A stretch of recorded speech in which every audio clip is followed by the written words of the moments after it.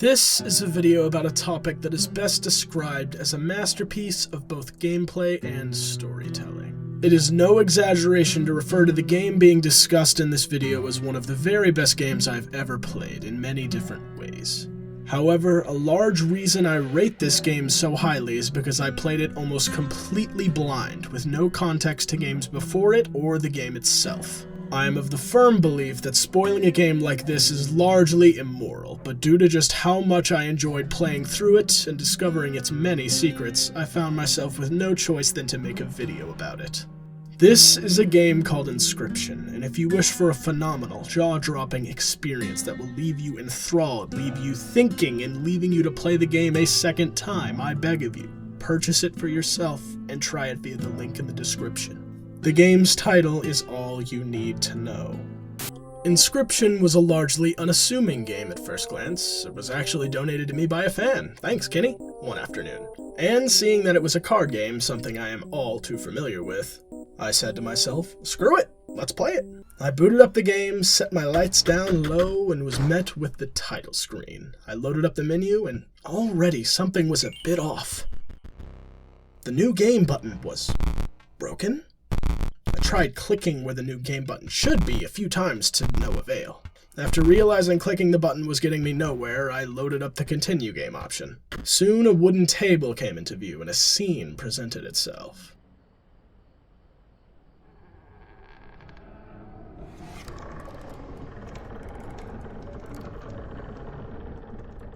Another challenger.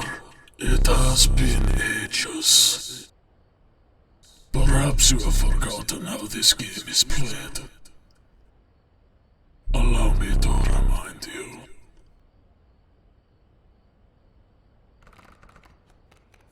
Play the squirrel card. Now play your stoat. Stoats cost 1 blood. Sacrifices must be made. An honorable death. Play the stoat.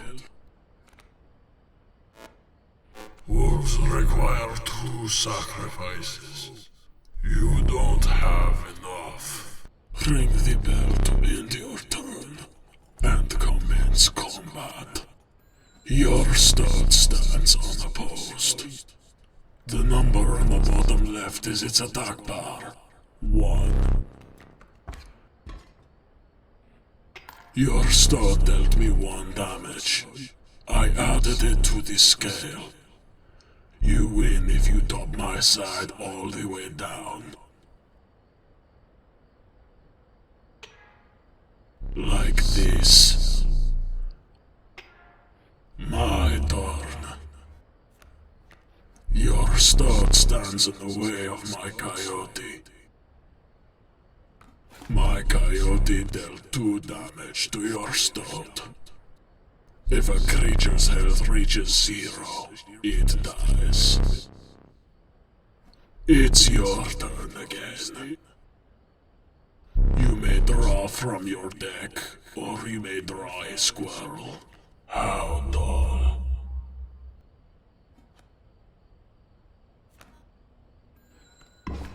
Because you are learning, I will pass. Again, the choice. A random card from your deck, or the certainty of a squirrel.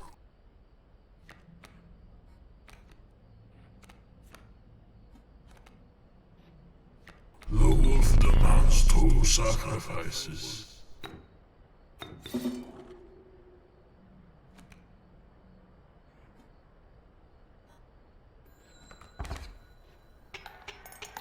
Four damage dealt, 4 weights on the scale.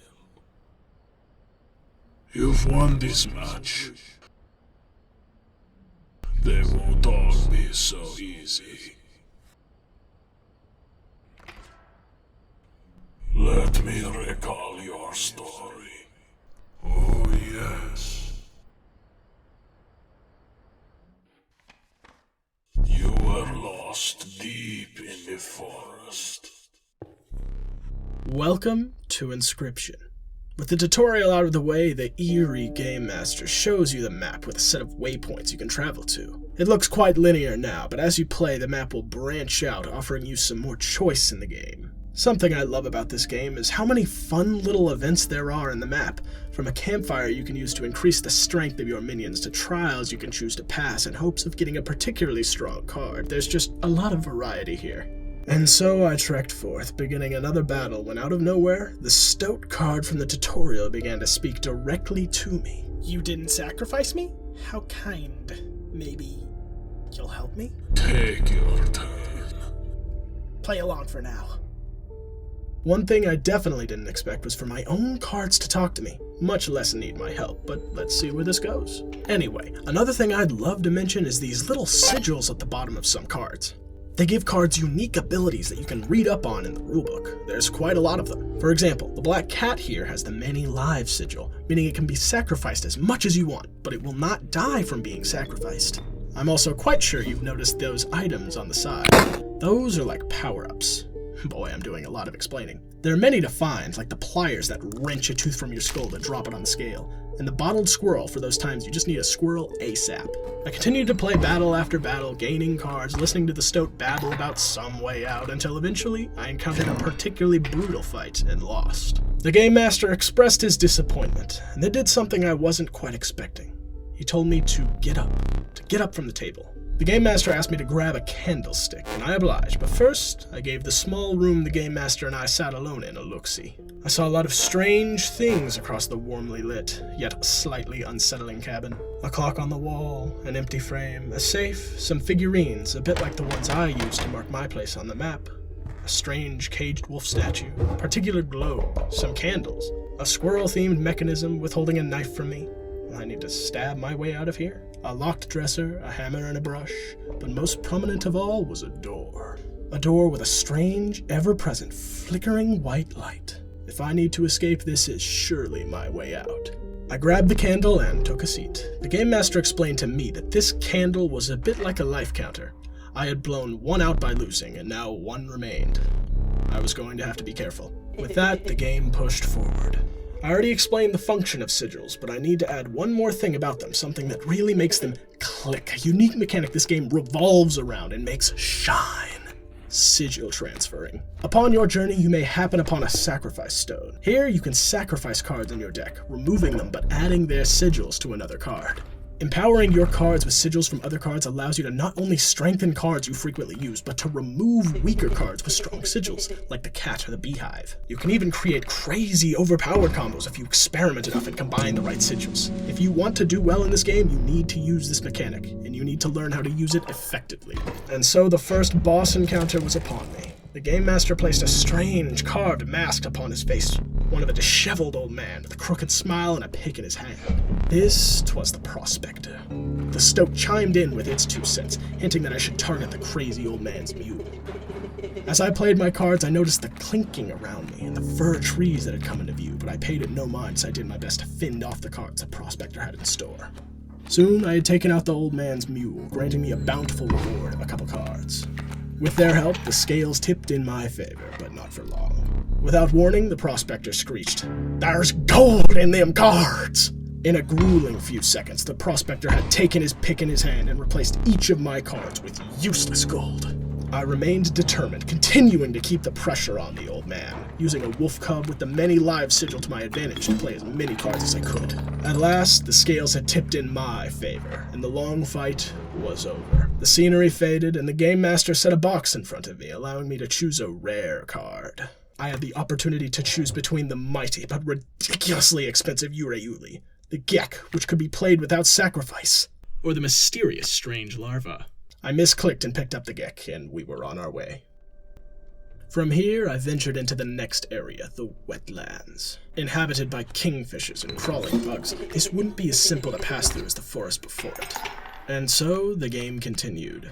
The Game Master used masks to play the parts of different characters in his game, like the friendly trapper who sells pelts for the teeth you've earned by dealing more damage than required to win, and the trader who trades said pelts for cards you can use. I kept moving forward until my enemies were destroyed. As my cards strengthened, so did the Game Master's. In the back of my mind, though, I thought of the stoat. What was so special about this card? How, or better yet, why can it talk to me? It definitely isn't happy with being a card. Was it a past victim of the Game Master? I pushed forward. Through the swamps and mud, I made my way to the second boss.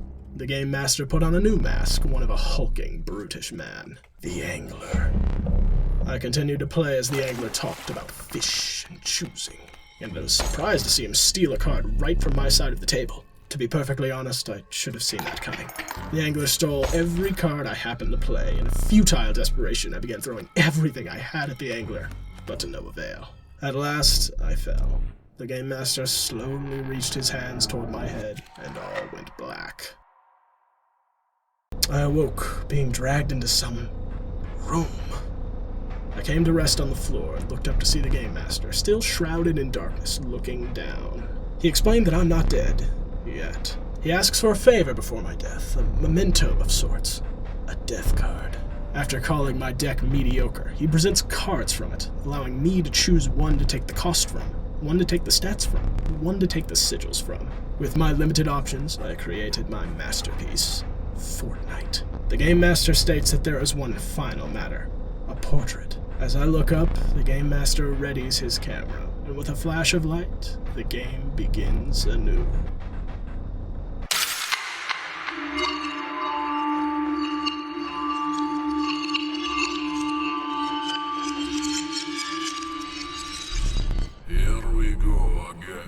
Utters the Game Master, his swirling eyes piercing through the darkness. Before we begin, the Game Master decides to show me something new. Bones. He explains that now, some cards can be played with bones. Whenever one of my creatures dies, for any reason, I get a bone. Luckily, I still have the stoat on my side, although it sleeps for now. Perhaps it is recovering from the reset. After the quick tutorial, the map unrolls once more, but the Game Master notices my figurine marking my place has gone missing. He requests I get up to fetch it for him, and I rise. As I reach for it, I notice the safe, now banging and shaking every so often. Something seems to be trapped inside. Something or someone. I make a mental note to keep an eye out for anything that might help me unlock the safe and return the figurine to the table. After selecting a card, the Game Master lets me know that between encounters he is totally fine with allowing me to move around the cabin at my leisure. I am no tyrant. How kind. He asks me to keep my hands off his things, however, but I don't think I'll be listening to that line of advice. I peek around the cabin to see the picture frame from before now has some cards inside it. Perhaps playing these specific cards in these specific spaces will net me a reward. After fiddling with the knobs of the safe in vain, I take my seat and continue my adventure. The stoat returns, commenting on how usually the Game Master doesn't even introduce bones, before giving a little more insight.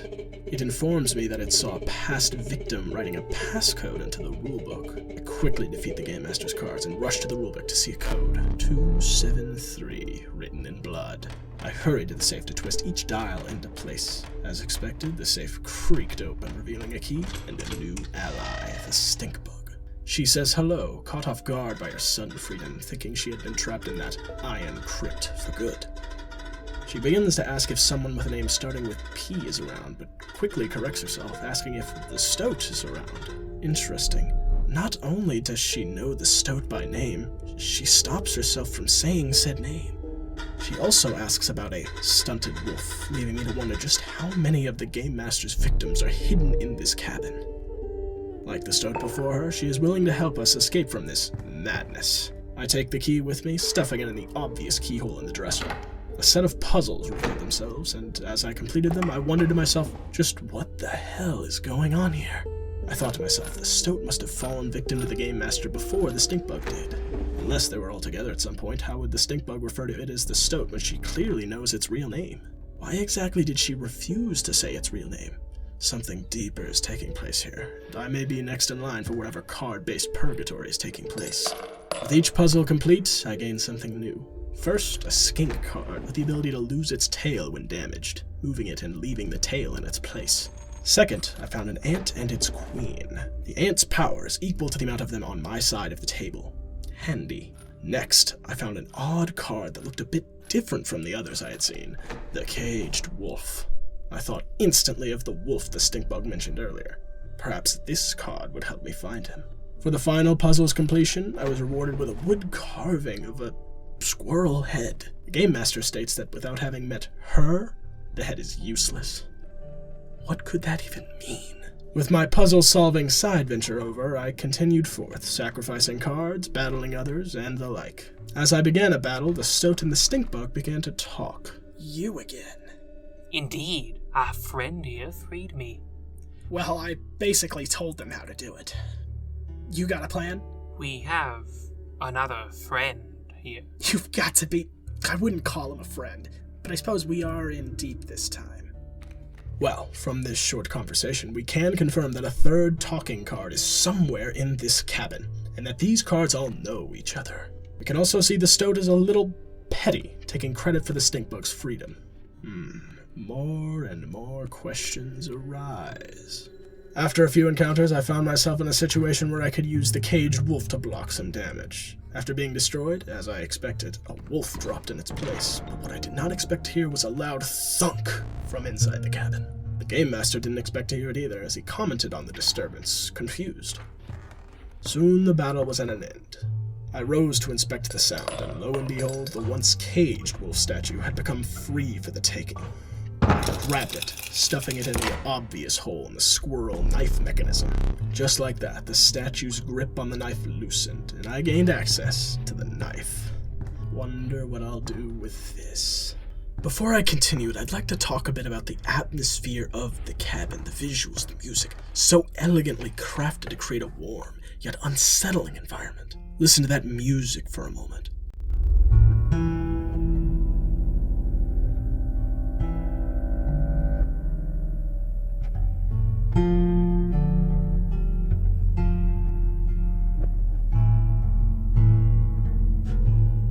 The strings are on display throughout the entire ensemble, their sharp sounds piercing through the ever-present and creepy droning of the cabin's ambiance. The same motifs repeat over and over, each time just a little different, but it never wears on me. It's like I'm listening to the mental adventure of a songwriter playing motifs with slight variances, trying to figure out just how they want it to sound. Take a look at the cabin, the cards, the world Inscryption takes place in, or lack thereof. This minuscule cabin is all we have access to, but despite the small amount of space, I never felt choked or cramped. The Game Master, as evil as he may be, narrates and creates an atmosphere around the player that feels dark, a little frightening, but rigorously entertaining. The cards themselves look like little scraps of paper, and some of the items look and feel so rustic and barbaric. Ripping a tooth out with pliers? You know that's metal. Alright, let's reel things back in. During another battle, I drew the stink bug. She looks a lot less like a stink bug and more like some old lady now. She remarks that it's odd she can't remember his name, suspecting some of her memory was lost in the flash. Now I'm starting to understand. The Game Master's camera must be responsible for trapping these characters inside these cards, and it looks like its effects might be starting to wear off. Innocently, I picked up the knife and... oh, Jesus. That's not the conclusion I would have come to in that situation. Nonetheless, 4 damage is 4 damage. Despite the partial loss of vision, I kept moving forward after the Game Master was kind enough to give me one of the many spare eyes he had rolling around. Nothing to look into there. Soon enough, I had returned to where I once lost, this time much more aware of how the fight would go. I passed his first phase with ease, and for the second phase, he placed 2 bait buckets in front of me. I suspected that destroying these buckets might summon a greater evil, so I made the risky move of sacrificing my wolf to place something in a different lane. With that, the angler fell, and I claimed victory. I selected another rare card and kept moving forward. The next area seemed to be much harder than the first 2. The harsh cold of the snow line would be my greatest challenge yet. And a challenge it was. After one too many misplays, I met my end, having barely made any progress into the wintry wasteland. Same as before, the Game Master's hands lurched forward.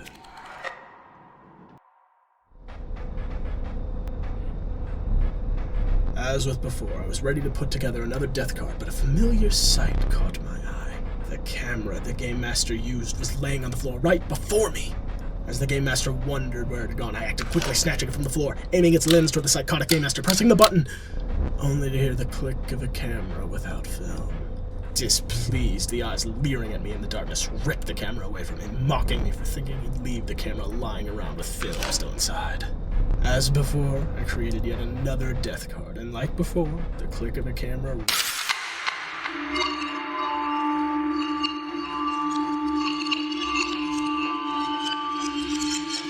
I start again from the beginning.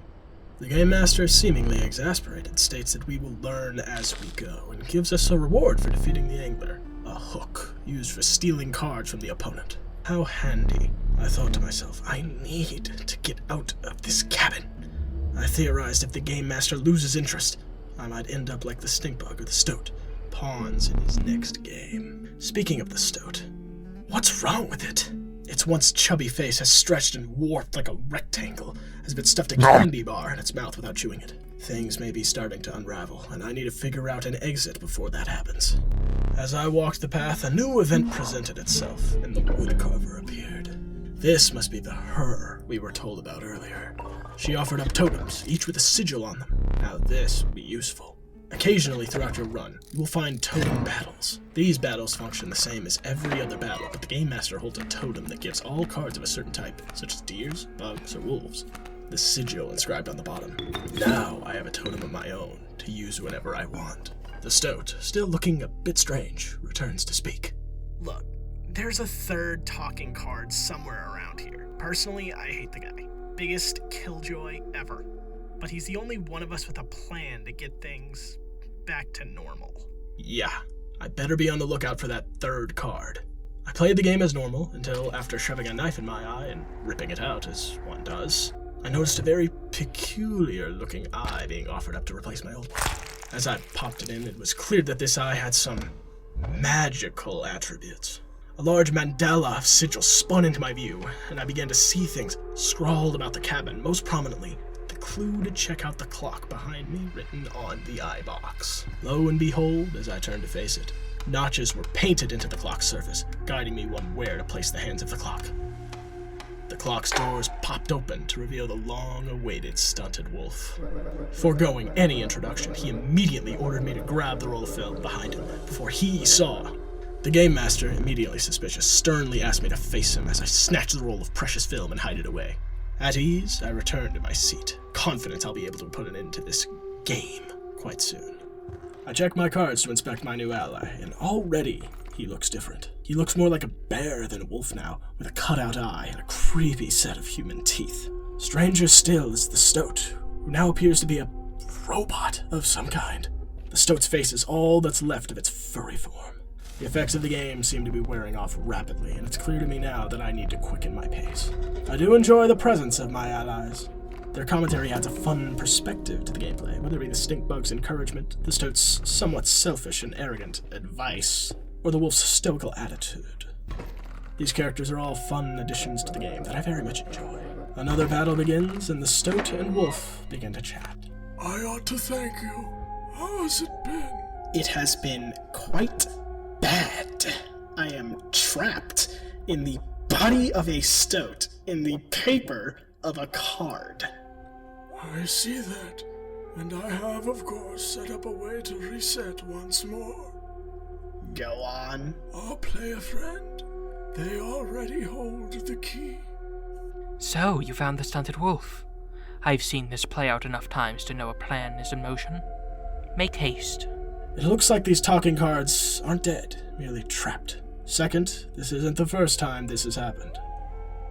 I began to fear I might be stuck in some sort of cycle, some endless loop put in place by the maniacal Game Master. But right now, none of that mattered. What mattered now was escape, as I kept moving forward. Yet again, I approached the snow line, but this time I was prepared. I tore through the Game Master's cards with haste as the talking cards encouraged me, and eventually I happened upon a bottle of goop with ice. The Game Master urged me to avoid it, but after continuing to interact with it, he set it on a shelf, and I came to see what the jar of slime had to say. The slime, named Goobert, is in unbearable pain, but is excited to see we have freed the Master, likely the stunted wolf. He also utters the name of the wolf, Magnificus, and prophesies the end must be close. He also gurgles that the angler was a rival of his, stating he had been bested this time, but soon he'd get another chance. What's odd is the angler is just a mask as far as I can tell. Unless, of course, the Game Master has multiple personalities. We might assume that Goobert was an ally to Magnificus, and somehow, he too was captured by the Game Master. Instead of being trapped in a card, he was trapped in a bottle. Maybe slime is difficult to take pictures of. Soon, I happened upon the boss of the snow line. The Trapper. Unexpected, but this didn't matter. I was going to get through this, one way or another. This was certainly the toughest boss yet. His first phase had him throwing out strange, mechanical frogs that when destroyed left behind a trap that would kill anything that attacked it. But at the very least, I got a pelt in return when this happened. I slogged through the first phase, sacrificing card after card to his traps until finally, I broke through his defenses and tipped the scales. The Game Master suddenly removed his mask, flipping it upside down to reveal that the Trapper and the Trader were two sides of the same coin, and now I was dealing with the other side. The Trader set cards in every space of their side of the board, and now I had the ability to trade for the cards presented. They warned me, though, the remaining cards would fight for them. I took their most powerful minions for myself, and beat them back in a single turn. It's almost at an end. The Game Master unrolled one final map, and upon it I saw the cabin. Our cabin, where we are right now, and one last fight. I cautiously moved forward after selecting some power-ups, and everything went dark.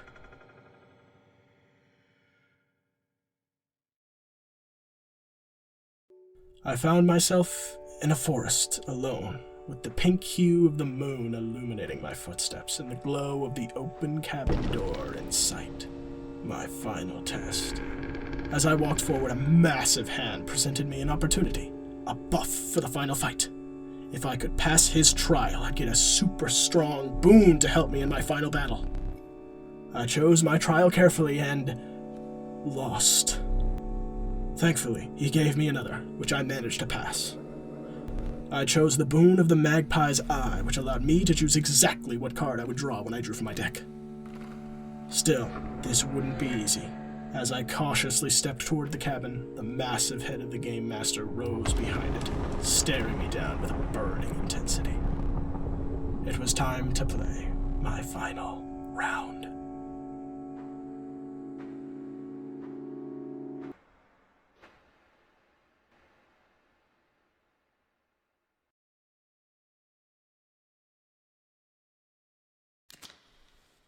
You took your time out there, and I'm itching for another game. Are you ready to play? The darkness returns, and the music cranked up to an eerie final standoff. The Game Master lights a third candle, indicating another phase to this fight lies beyond the second.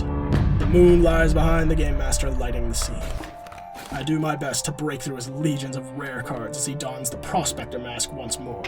With the pick in hand, he destroys my cards just like the Prospector had, and the fight continues. Using quite a strong dare, I managed to move on to the next phase. Now, he sent death cards after me, but to no avail.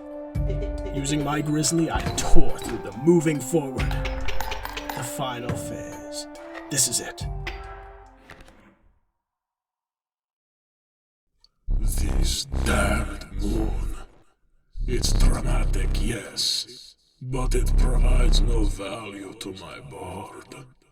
I wonder. And the celestial body of the moon itself is brought against us. Alarming, but altogether fruitless. My empowered cards ripped through the moon after a few turns, and then it was over.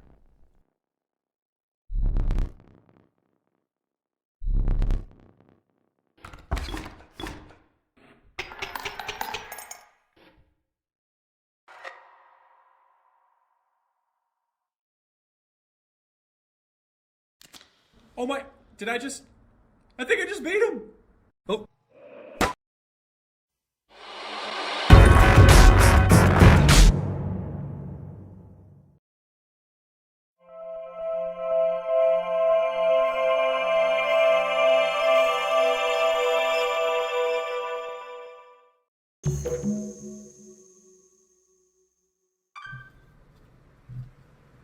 This is the Lucky Carter. He's a YouTuber, one that apparently makes videos based around cards and card games. Familiar territory, I know. This is a set of video recordings made by the Lucky Carter, dealing with some rather strange events in his life.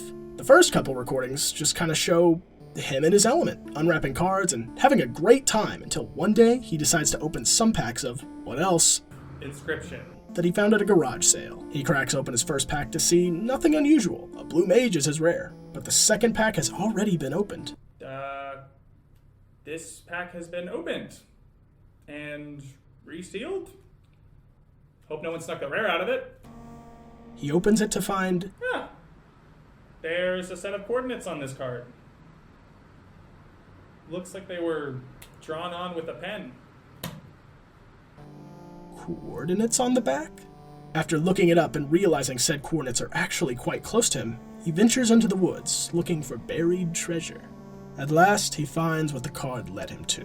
After striking a hard object in the dirt with his shovel, he unearths a strange box with nothing inside it but a lone floppy disk titled Inscryption.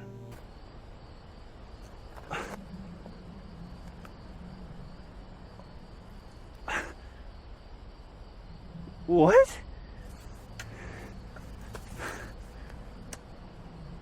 What the... Guys, are you seeing this? I'm a little confused.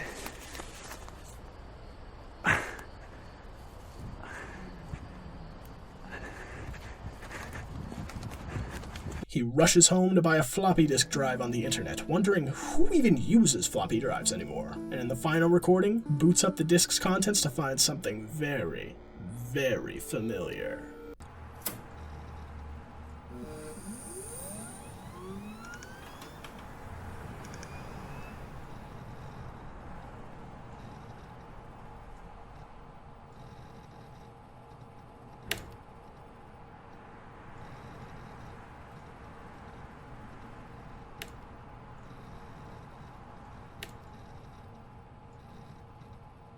This set of videos reveal that we are playing as the Lucky Carter, a young, enthusiastic YouTuber who has happened upon a strange game in the woods.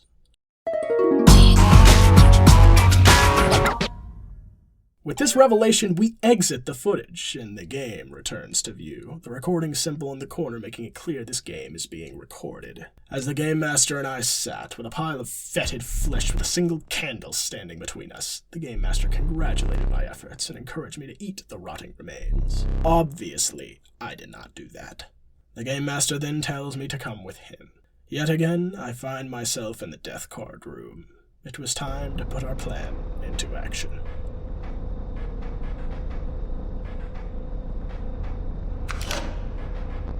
Who gave you that? You absolute ingrate!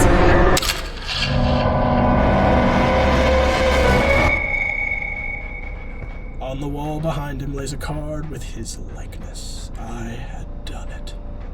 And to my side, I saw something very, very interesting. The new game button. I gave it a touch, and in an instant, it disappeared, leaving me alone, in the dark, in the back room of the Game Master's cabin. After enough bumbling around in the empty cabin, I quit to the main menu to see... Ah yes, the new game button. What we sought for so long. I took a deep breath, and gave it a click.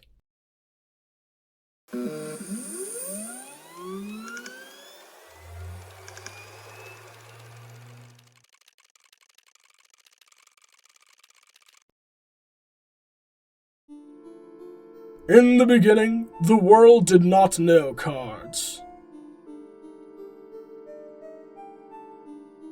That is, until the scribes arrived. Each had their own method of inscription to create cards. Grimora used her quill to inscribe the epitaphs of the dead. Leshy used his wildlife camera to capture beasts. PO3 used a particle scanner to scan the CPUs of robots. And Magnificus used his brush to paint his wizard pupils. With the cards created, the scribes had solidified their power. Until one day, a challenger arrived to replace one of the scribes.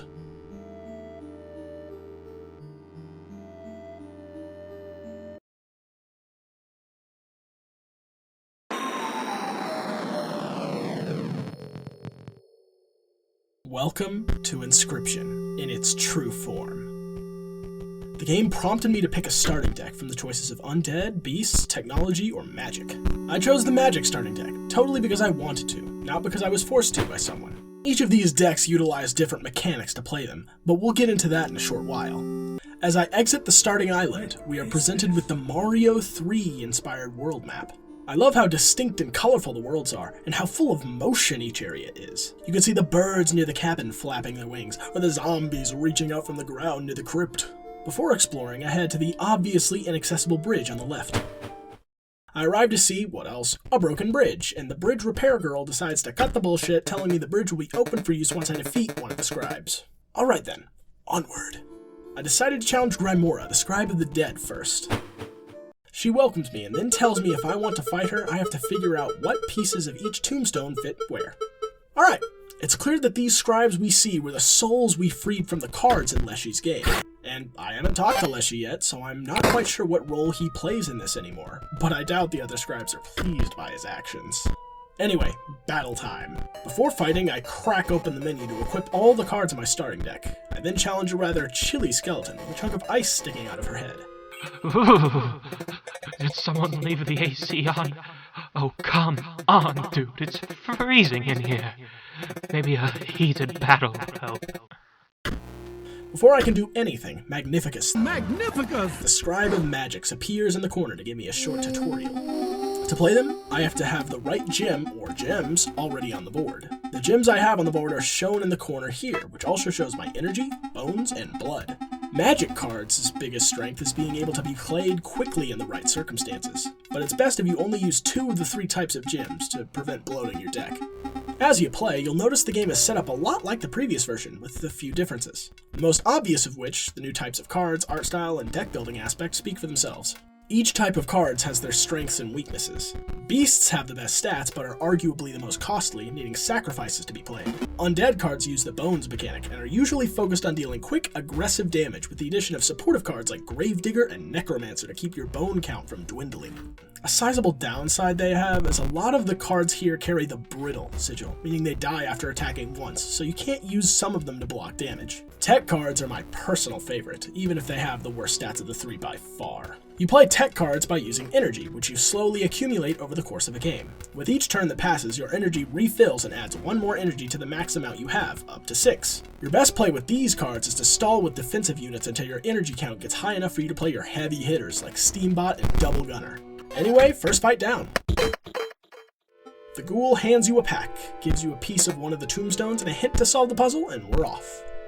The next ghost is less hesitant to battle, and judging by the cards he plays and the bite marks on his head, he has a bit of a dog theme. Oh no, do not look upon me. Do not snarl or sniff, I beg you. If you wish to battle, please, let us get it over with.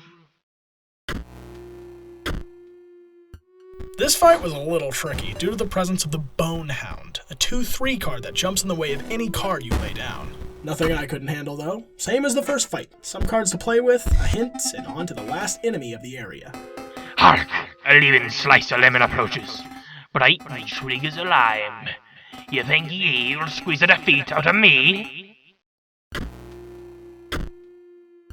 Royal Dominguez is our next fight, and he starts the battle with a ghost ship. This pesky boat can't be hit and spawns skeletons each time it moves. Troublesome, but again, manageable. Another thing to mention about this new Inscryption is the addition of the hammer. Now, if you wish, you can use it to destroy one of your cards. It's useful for clearing unwanted cards from the board to save space, gain bones, and to trigger certain abilities. And that's game. With our final piece of the puzzle, we can now put them all together. We walk to the tombstone and arrange the pieces according to what the ghouls have told us. Casey Hobbs, hit by a falling piece of ice. The defibrillator failed. Sawyer Patel, eaten by a hungry dog, does not hold a grudge. Royal Dominguez, brought down by scurvy, there was no cure.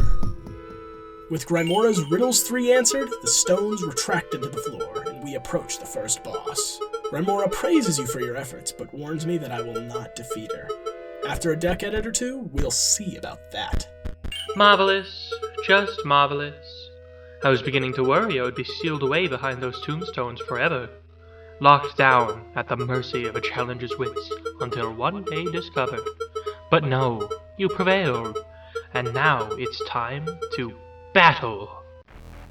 The battle begins with some fantastic music and a unique splash screen.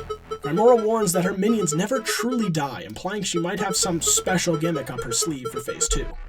I can't help but notice how kind Grimora is. She never seems threatening, even preparing for battle. She throws mummies and bonehounds my way, which is definitely tough to get through. I notice that whenever one of her cards dies, she writes it down. Well, there's certainly going to be some kind of Phase 2 mechanic involving these dead cards. As we arrive at Phase 2, Grimora destroys all our cards, returning them to our hand as weaker versions of themselves. As they got destroyed, we could see the recording software phase into frame, along with the Lucky Carter swearing in annoyance. No matter though, with the help of a wolf, we knock her out of the park. Too easy.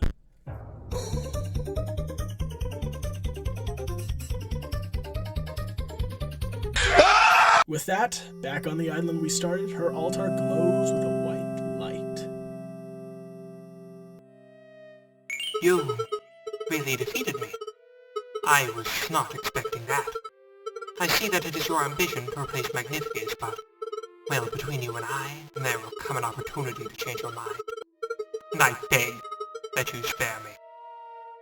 Take these, and go. To be honest, I hardly thought about that whole replacing the scribes part of the introduction. Now I feel a little unnerved. What happens to the scribe we replace? Do they get wiped from the game? Only one way to find out. Time for the next area.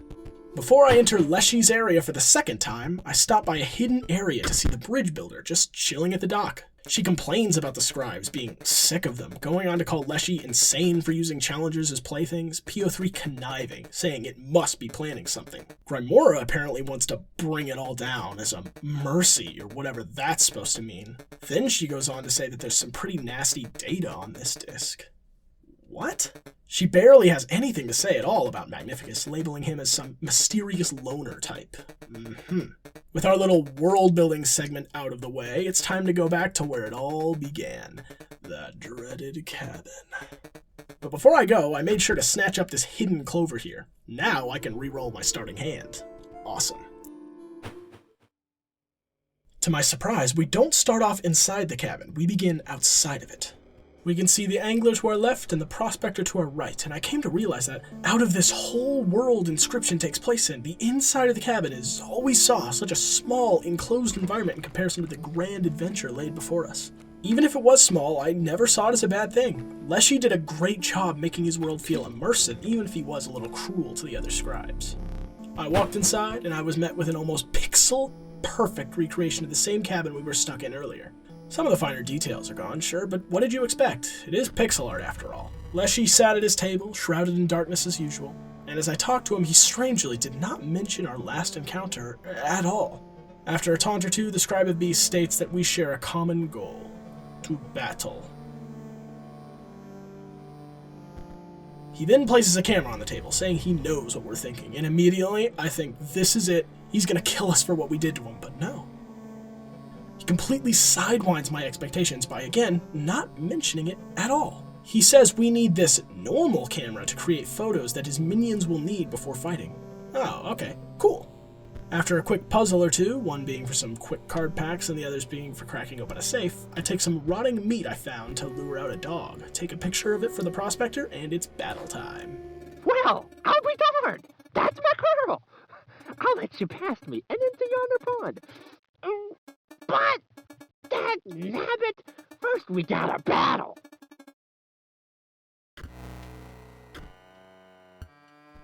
I make short work of the prospector, as his dogs are no match for my wizards. That's weird. 2 fights in the game are already themed around dogs. Anyway, after that, I snap a picture of some fish. Then I see I can hang that photo on a hook to attract a bigger fish. Chomp, snap, angler battle. Fish. Fresh fish. Good.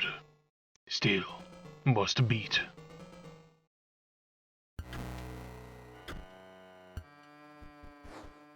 As expected, the angler has some fish cards to attack me with, but we made it out okay.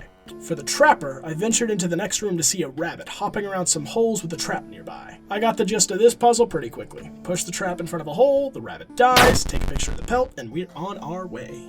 Before I continue, I just want to enjoy the visuals and sounds of Leshy's forest for a bit. Look at the darker, dank colors and how despite being in the natural green environment, you are surrounded with darkness. Watching eyes pierce through the emptiness every so often, and on top of the dreary music creates a sense of unease that I love about this area. It's strange. Grimora's area had brighter colors, and I'd argue it had less creepy music. Grimora's crypt gave me more of a fun, spooky vibe, and her boss theme solidified that for me, but Leshy's forest is just oozing with darkness, and I am here for it. Anyway, the trapper. You have brought a pelt. I am pleased. Yet another turn of the skinning knife. It is time to set another trap. I smell the hare's blood on you.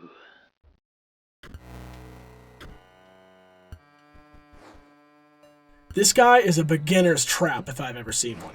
He starts the battle with a burrowing trap, a card that not only acts like a 5 health mole, but if you kill it, it destroys the card across from it before dying. If I hadn't gone to the crypt first, I guarantee you I would have given up on this and headed there. After a couple tries, I managed to knock the trapper down and collect my card pack. To add to the creepiness factor, once they're defeated, they say, Leshy awaits. God, is he intimidating. I can see why our character was shaking when they first walked into the cabin a bit ago. Time for a rematch with the man himself. Just like before, Leshy narrates your actions in his pre-fight monologue. You had bested the unhinged prospector, the garbless angler, the enigmatic trapper. You found yourself standing before your ultimate match. Leshy, scribe of beasts, steel yourself, for my beasts will show you no mercy, only fangs. With a flash of white, the battle begins. The first thing you'll notice about this fight is the music, a beautiful, pixelated rendition of Leshy's theme from his game, and it oozes with the same creepy, tense vibe it did back then. The second thing you'll notice is that whenever a creature of yours dies, Leshy snaps a picture of it. He throws beast after beast my way as he takes pictures of my dead card's cost, then stats, then sigils stating, that will do, after the third picture. With the bumpin' music egging me on, I pass his first phase. Time for the second. Leshy states I don't need my cards, as he has something better. He hands me mashed together versions of the cards he took pictures of. Luckily, these cards are not half bad. I was able to circumnavigate the much better cards he threw at me and claim victory. Oh my god, he even narrates the altar lighting up. What a guy.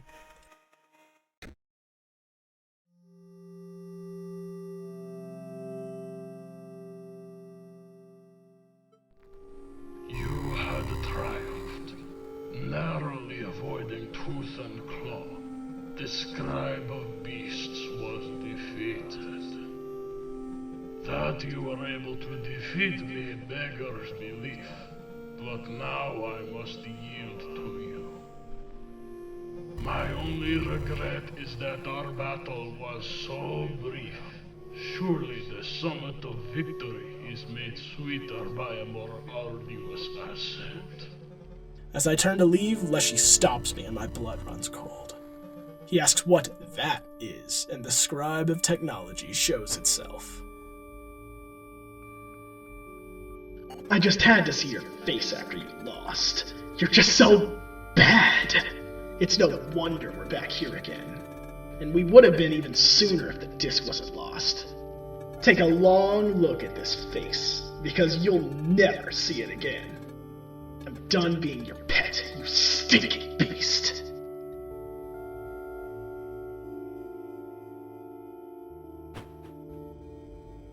I pushed it too far that last time.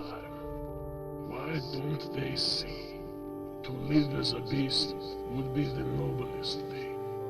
Even so lowly a creature as a stoat.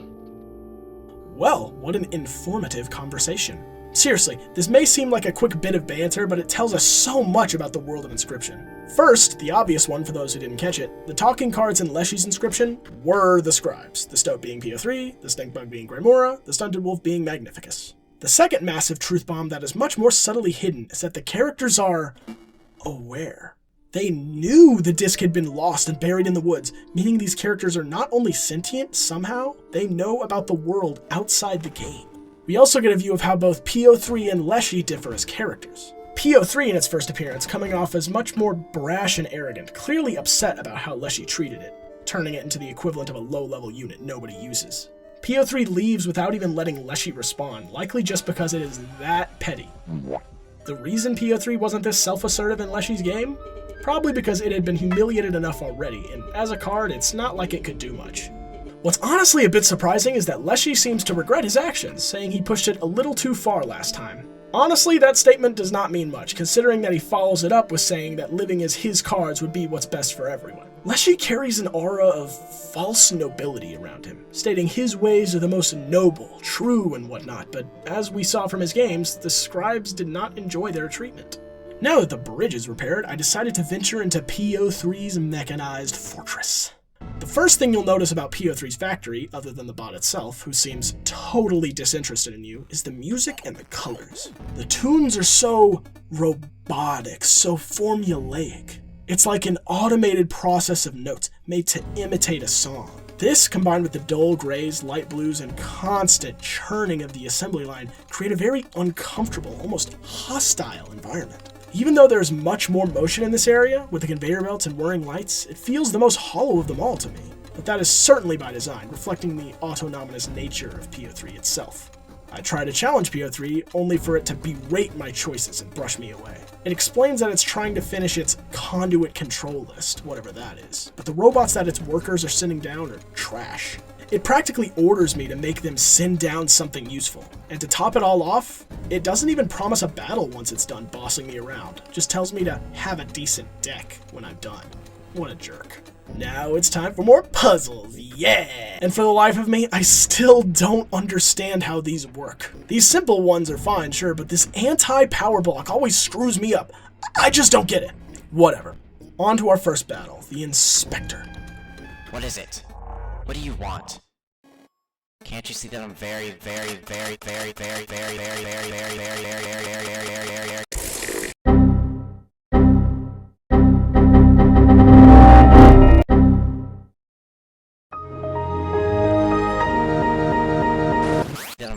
busy here? What? PO3 isn't happy with my output, but I am merely the inspector. To put better bots in the line, I would need to... Just who are you? To be carrying out orders from PO3. PO3 would only trust someone with some semblance of card game skill. I am very busy, but I must know if you are qualified to give me orders. As I said earlier, most tech cards are physically weak. Their main strength is how easily they can be played. But they have another strength too, conduits. Some cards make circuits when played with others. When circuits are made, fun things happen, like giving all units in between the conduits additional damage. Now that I have more wizard cards and use only two colors, orange and blue, I can play much more effectively, using high damage cards like Gym Fiend to my advantage. The Inspector tussles with its moral fiber, stating it cannot send more bots down the line, but that it can send itself. I am proud to have served faithfully? Well met, stranger? No! No! No!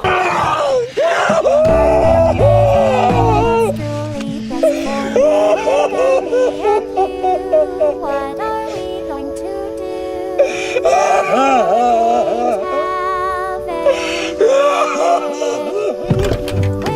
After some free cards, I move forward and continue to suck ass at these puzzles for a little bit. Nope. I then meet the Melter, who's a little off its rocker.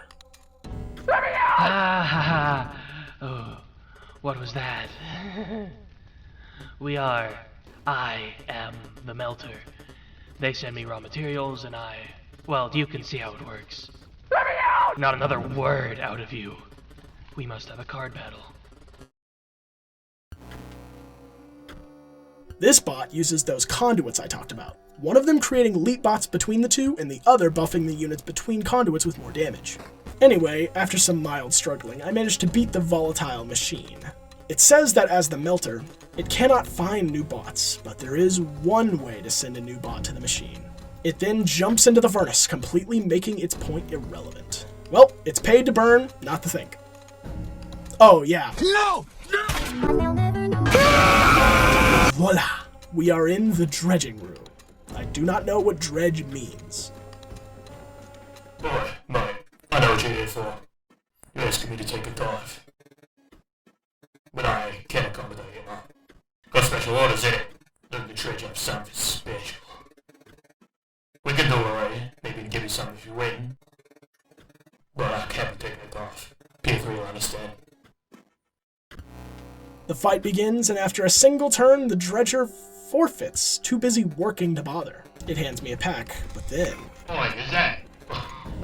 P3's gonna reward me big for this. What the hell is that? That super fucked up piece of scrap is glitching all over the place. Honestly, I don't think that's a good thing. But you know what? Not my problem. Let's talk to the glorified Macintosh itself and crunch its feeble bots. The bots haven't gotten much better, but you battled all of my workers, and you actually won? Give me that deck again.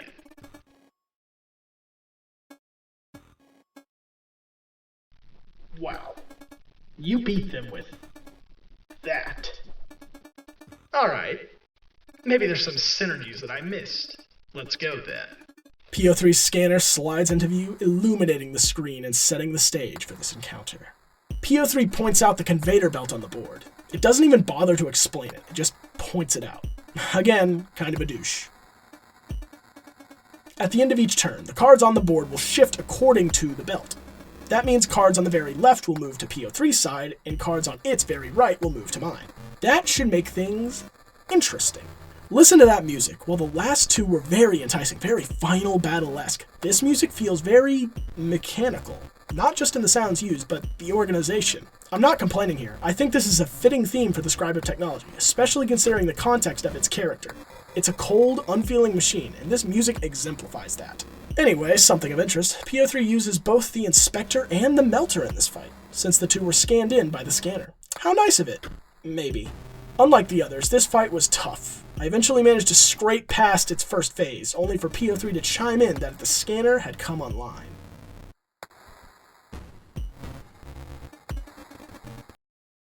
You stupid. PO3 instantly saves face by claiming my win was just luck, and sarcastically comments that playing a perfect game is no match for good RNG. I know it sucks, but I can't help but love its attitude. What can I say? Fictional pricks are entertaining. I guess you won. Your ambition is to become the Scribe of Magics? That old hack. You ought to reconsider. After barely commending my win, it insults my choice of scribe to replace. What do you care? You called him an old hack, so clearly you don't like the guy. Would you rather I wipe you off the face of the earth? I really don't understand this whole replace thing.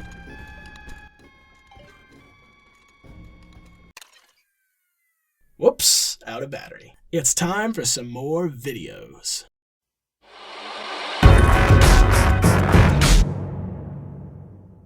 The first video shows the Lucky Carter, or Luke Carter, sending an email to the company behind the Inscryption cards, Game Funa. He is puzzled that no record of the game exists, and being the curious YouTuber he is, he's looking for some more information.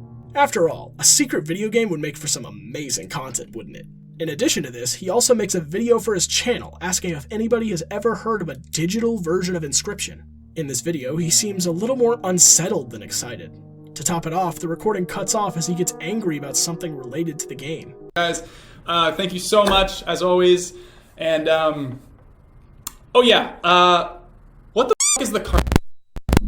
In our next clip, Luke gets an email back from Gamefuna, but instead of receiving answers to his questions, he is seemingly threatened by the company, leaving more questions than answers. I assure you that no such software exists in any official form. However, if you have indeed come into possession of proprietary Gamefuna hardware, you are compelled to return it to us under the Computer Fraud and Abuse Act. The hardware will be considered stolen if it is not returned to us within a reasonable time frame. Please carefully package the hardware and paste the attached shipping label to the front of the box. You may mail the package at a local post office. We would like to avoid taking legal action in your case, so please do not delay in returning the proprietary software. Sincerely, Gamefuna Customer Happiness Department. Why would Gamefuna want this mystery game back? Maybe the bridge builder was right about the nasty stuff she mentioned earlier. While the next clip is corrupted, the clip after it is far different and far more unnerving than the rest. I'll just let this one play out. She came to my door yesterday, and I didn't answer. This time I'm going to record it.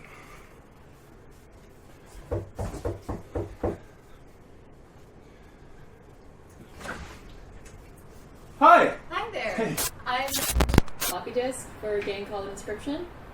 I was told you came by a copy of it somehow. Sound familiar? No. No? No, I don't know anything about that. Really? Inscryption, you said? Yes. No, I don't think so. Really? Because, apparently you emailed us about it. You are, Luke Carter, right? Oh. You know the luckycarter@gmail.com? Yeah, you know what? That's, I am Luke Carter, but that's not my email address. Really? Because, I just noticed because I've seen your videos. Oh! I'm a big fan. Well, thanks for watching. Listen, how'd you know where I live, exactly? My boss gave me your address. And how did you get past the side gate? It's locked. Okay, Luke. I'm going to give you my business card. And if you remember anything at all, feel free to give me a call. Okay?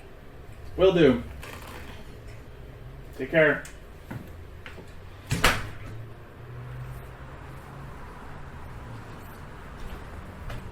What the? This clip is downright uncomfortable. From the Gamefuna associate trespassing on Luke's property to talk to him, to the way she ends the conversation with, "Bye, Luke." Something is clearly, unspeakably valuable about the game Luke has found. In the next clip, we see just how shaken up Luke has gotten over the encounter. Look at Luke himself in the lighting. He's sweaty, the lighting is darker, and the enthusiasm in his voice has been replaced with an unsettled overtone. Hoping for that sweet, sweet foil Valamir.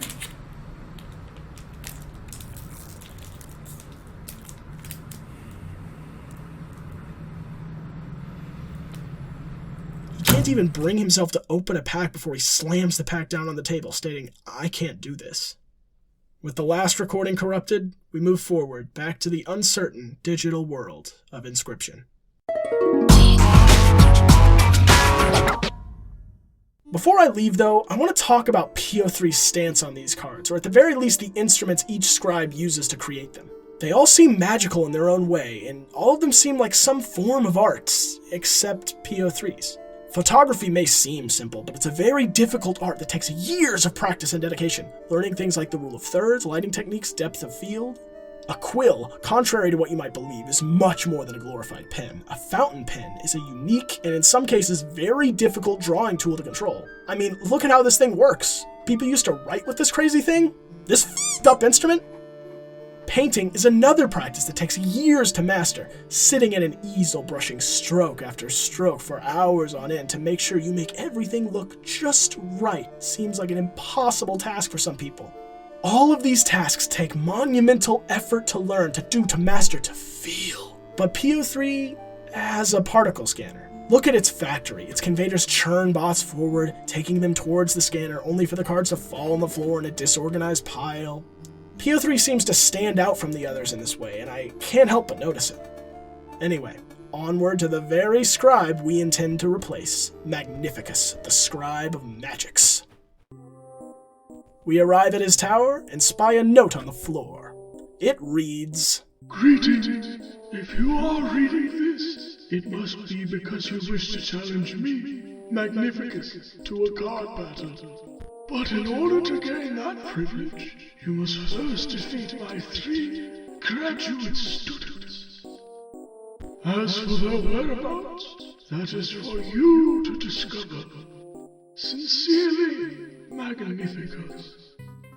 Anyway, time to talk about the music. The music in Magnificus's tower is quite calm compared to the rest of the areas.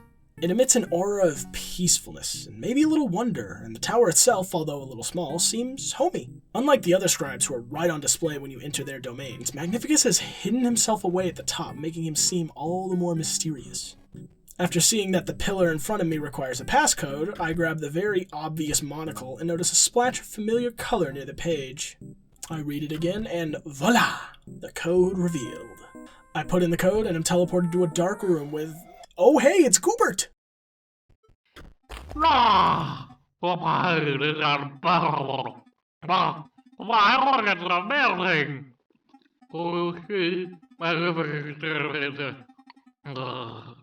Go for my final exam. I'll just need to defeat one more challenger. Then I will earn my rightful place. My rightful place in the deck of the master. As one of his prized cards. Nothing will stop me. Sorry to disappoint, buddy, but you are going down. The battle begins, and it looks like Goobert mainly uses green gem cards. Fitting due to his color and the pillar. Despite the large amount of mages, I strike back with my own and eventually claim victory. The slime mage laments his defeat, begging for me to just tell the master he passed. I feel sorry for him, I do, but I have a game to complete. And also, no way to form words or sentences in this game. I return to the first floor of the tower, and Goobert kindly opens the next door for me. Next up, the orange gym floor. Here we see a training dummy and of course another chest. This dummy appears to be useless, but he does have a purpose. I neglected to mention it by now, but there is a reward for overkill damage in the original Inscryption too. The damage is returned to you as foils. You can use these to buy new cards and card packs from the trader, who has set up shop in various areas selling cards corresponding to the area that they are in. Basically, this dummy is for cheap at farming, and there are sigils on some of the cards that he plays that equate to the next passcode. Yay! Battle time. We are teleported again to a lake of hot coals and a head on a pike? What kind of satanic ritual execution did I walk in on? Just kidding, it's the Pike Mage, and this is her trial to become a card in Magnificus's deck. What's with all the student torture, Magnificus? Am I gonna walk up the stairs and see the next student of yours strapped to the goddamn femur breaker, or what? I talked to the Pike Mage, who was clearly meditating and trying to take her mind off the pain of being impaled. Oh, I was only talking to myself. The pain of being head impaled on a spear is... well, it is worth it, of course. Magnificus will award me the highest honor. I will be the centerpiece of his deck. I start the battle with a deck I use specifically to get an achievement. Oh, whoops, I won anyway. She seemed to take her loss well, but downgrades her high aspirations for that of a chump blocker. Now, don't say that. You can be whatever card you choose to be, and you don't need to be meta to be used. Ever heard of Leap King? We need a leap! She tells me to go, and I do. The next floor is the blue gym floor, although personally, it's more like a Lady Liberty green to me. Anyway, 3 clues are laid on the ground. The first says that this sigil is found by the greedy. The second is found by the pale. The final sigil is found by the hard of hearing, or those who hear too easily. Boy, do I suck at riddles. The first I found by interacting with the chest of cards a second time, revealing a sigil at the bottom.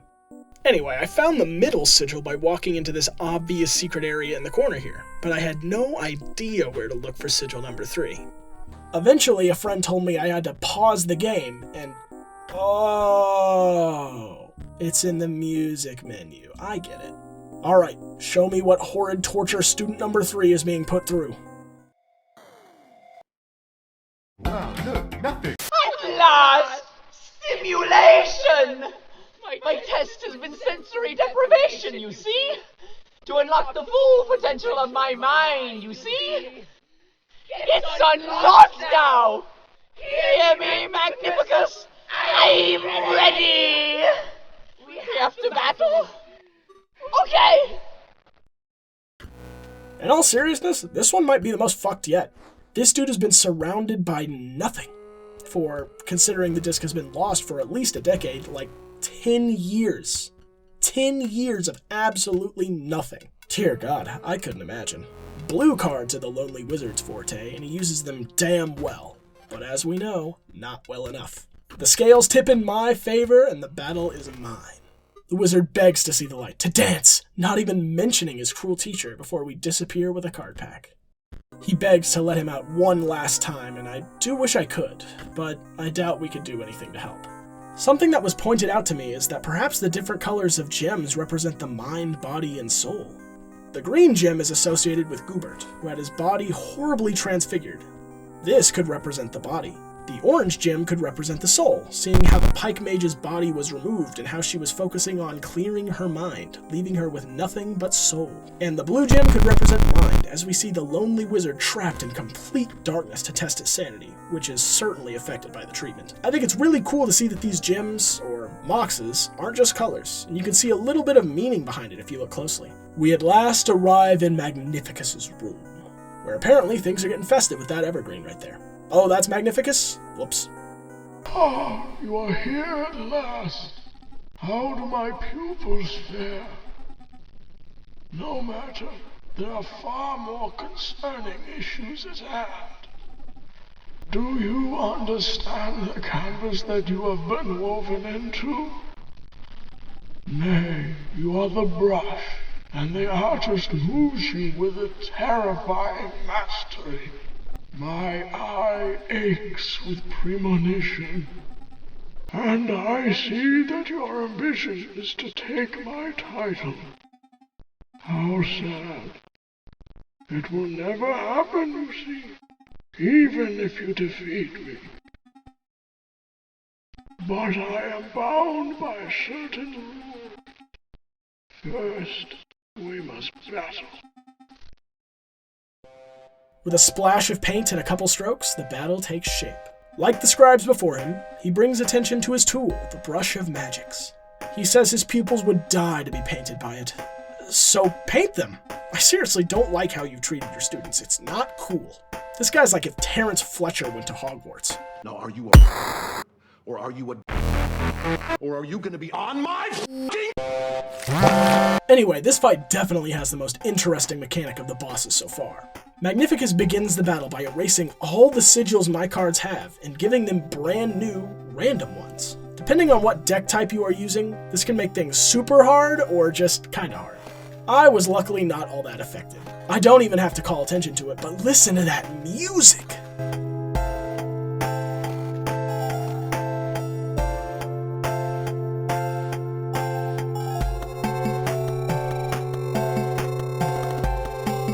So, for lack of a better word, magical. You can barely even tell it's a chiptune track. Just listen to the beautiful piano melody as the lonely wizard, finally free, dances to his heart's content in the foreground. What a beautiful song. The fight itself is quite difficult. You want to destroy Magnificus's Magnus Mox if you can, as without it, most of his cards are useless. This is because most of Magnificus's cards kinda rely on it to activate their abilities. After a small failure, I try once more, and this time make it to the old wizard's second phase. Now he uses his brush on his own cards, giving them each new sigils to play with. This isn't the biggest issue in the world, as by now you likely have a good set of cards on the table, and unlike the other scribes, Magnificus doesn't touch them at all. Once he has been defeated, the final altar at the spawn location glimmers with power.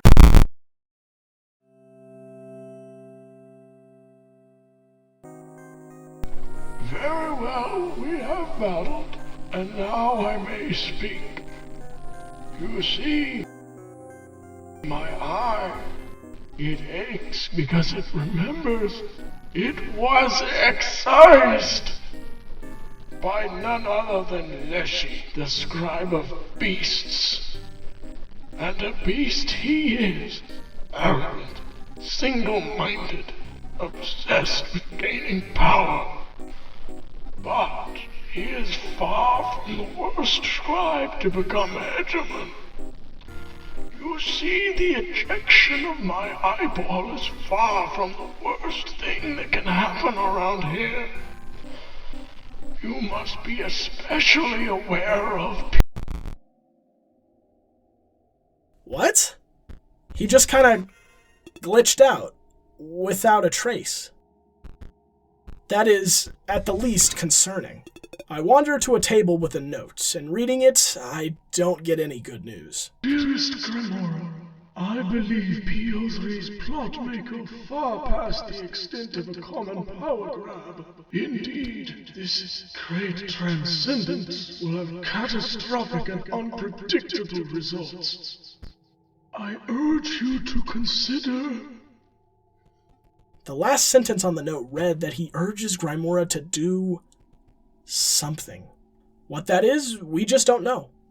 This game is painting a picture for us, and so far, it doesn't look like it's heading anywhere good. Well, with no areas left to explore, I suppose I'll head back to the starting area. But I can't shake the feeling of there being more to this picture. Secret rooms litter this world, each containing strange pictures like people, like some kind of glitched passport. And the woodcarver speaks of something called the old data. The angler can be found at the dock from before, looking for old fish. What's old data? Anyway, it's time. I make my way back to the altars with a pit in my stomach. Something about this just all feels so off. I don't like it. With the option to change my answer, I hesitantly pick the Scribe of Beasts.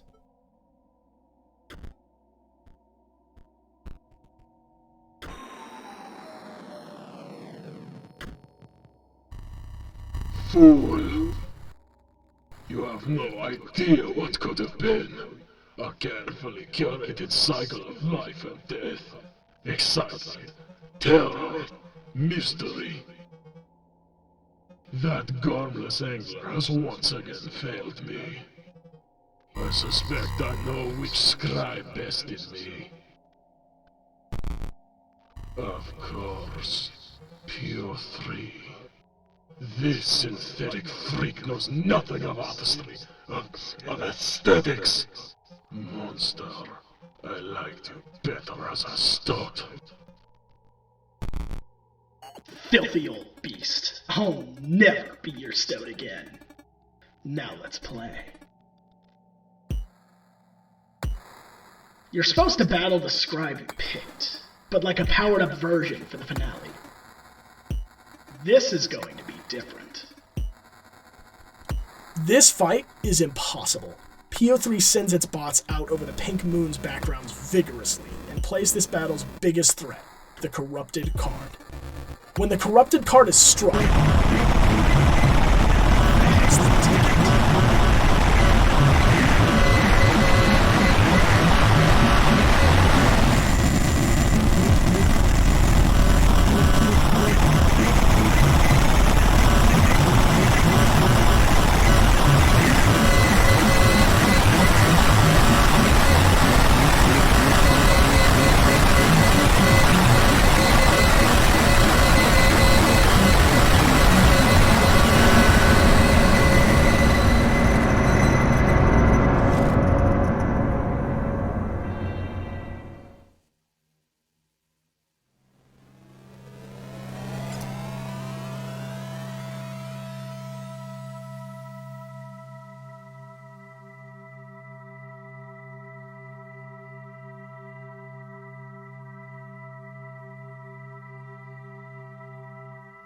You done gawking?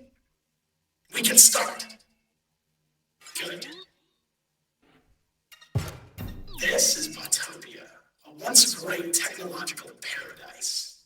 It's ruled over by 4, Uberbots, that's right. And you've got to get out there and beat them. Why? To perform the great transcendence, of course. Doesn't matter what that means. You want it, okay?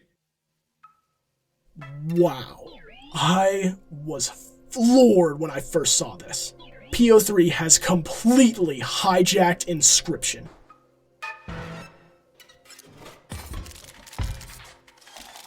You're not used to seeing 5 lanes, are you? Unless you could never pull that off. PO3 does indeed have 5 lanes, and it definitely makes things interesting. We'll talk about what the lanes change later. It's time for another tutorial. You pretty much already know how this works. These cards use the energy mechanic from the original Inscryption. Just like the old cards too, their stats are overall worse. This is because you can play cards pretty consistently in PO3's game, and without a need to sacrifice cards, you can fill the board much easier than in Leshy's game. Other than the addition of the hammer, everything else is the same, barring some new sigils here and there.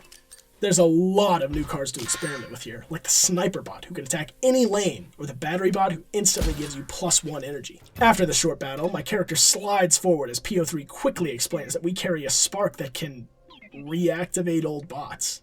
With its quick follow-up of add them to your deck, you know. I can't help but feel that PO3 either hasn't prepared its world very well, or is making everything up on the spot. PO3 continues to explain that we'll need more than just cards to enact the Great Transcendence, like some items. I grab well, I don't know what it is. PO3 tells me that it recharges my energy 1 turn, and that it's pretty good, but it doesn't tell me what it is. We shall henceforth name it Robo-Juice. Sparkle, sparkle. It then says if we're smart, we'll use our items liberally, and obviously we'll replenish them at a waypoint. You know, the waypoints we've heard so much about. Those. We didn't hear anything about a waypoint. Anyway, I was curious about what PO3's little slice of mechanical heaven looked like, so I tried to get up, only to discover... Get up? No. We've got transcending to do. Well, there is an obvious joke to be made here, but I will keep my mouth shut. I can't help but remember Leshy's reaction to me trying to get up. His words, "I am no tyrant," hold a lot of weight now as we're cuffed to the cold metal table. You might be wondering what the side deck is filled with, and let me tell you, it sucks. Empty vessels are PO3's answer to Leshy's squirrels, and these glass-domed little crawlers are useful for nothing other than blocking hits. They have 2 health at the very least, which means they'll likely be tanking more than 1 hit, but still. I really don't see much use for these little buggers. As I climb through encounters, PO3 continues to basically info-dump mechanics and things about the world. It states the best way to beat back the mechanical hordes is to modify your robots, give them OP abilities. PO3 talks like a redditor, just get used to it. With this machine, you can shove a card into the slot to give it a sigil of your choice. Naturally, I gave my Sniper Bot bifurcated strike, allowing it to shoot twice per turn. Sweet. I know it seems like I'm shoving a lot of information down your throat, but it's not my fault. It's PO3's. Get used to it. After one more fight, we arrive at the first of PO3's waypoints. PO3 explains that bots I have destroyed in an area that I have found the waypoint for will stay down, and if I die, I'll be brought back here. An elegant system, it calls it. I know it's been buried under some shallow dirt for at least 10 years, but were save points really so uncommon when this game was created? Glorious commerce. I enter the shop to hear PO3 say the best line it's had so far. With all this stuff to buy, it looks like earning cash, or Robo-Bucks, will be much more important in this game than it was in the last 2. PO3 comments that there's not much of value out here, but that we have to be out here because of the Great Transcendence. You know what? It seems like I'm complaining a little too much. Let's talk about something I enjoy a little more. This atmosphere. Compared to Leshy's cabin, which is gently woven with warmer tones, gentle music, and all that, this environment feels cold, so sterile. The icy grays and blues make this environment feel so unwelcoming, and let's listen to that droning music that fills the air.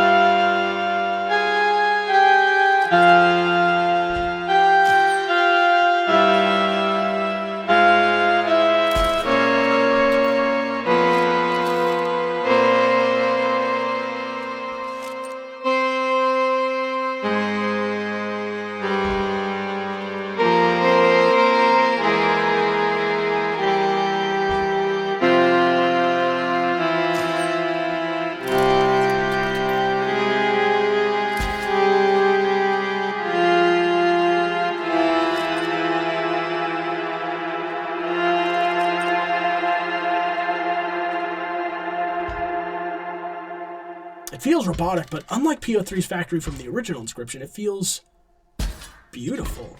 Lonely, bleak, depressing, yes, but the isolation it makes you feel is the point. It almost feels like a cathedral at some points, and I really like how it sets the tone for the robots game. Hey, I'll say it, I listen to this while I work. I love this track.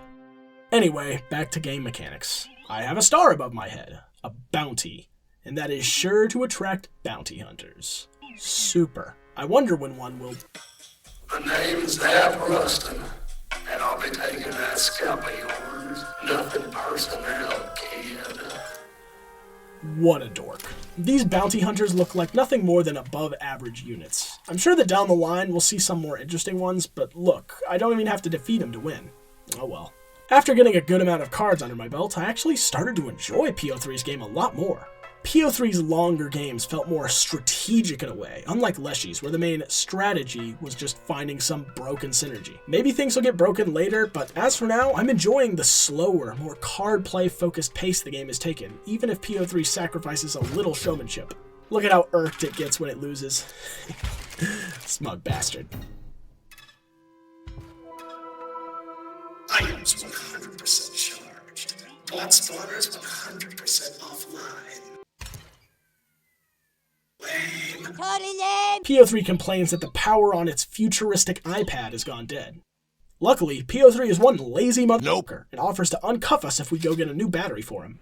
Cool. I won't complain about your lapse in judgment or extreme laziness. I get to get up now. We finally get a look at the world around us, and despite PO3 saying we're only allowed in the inspection room only, I have a counter to this play.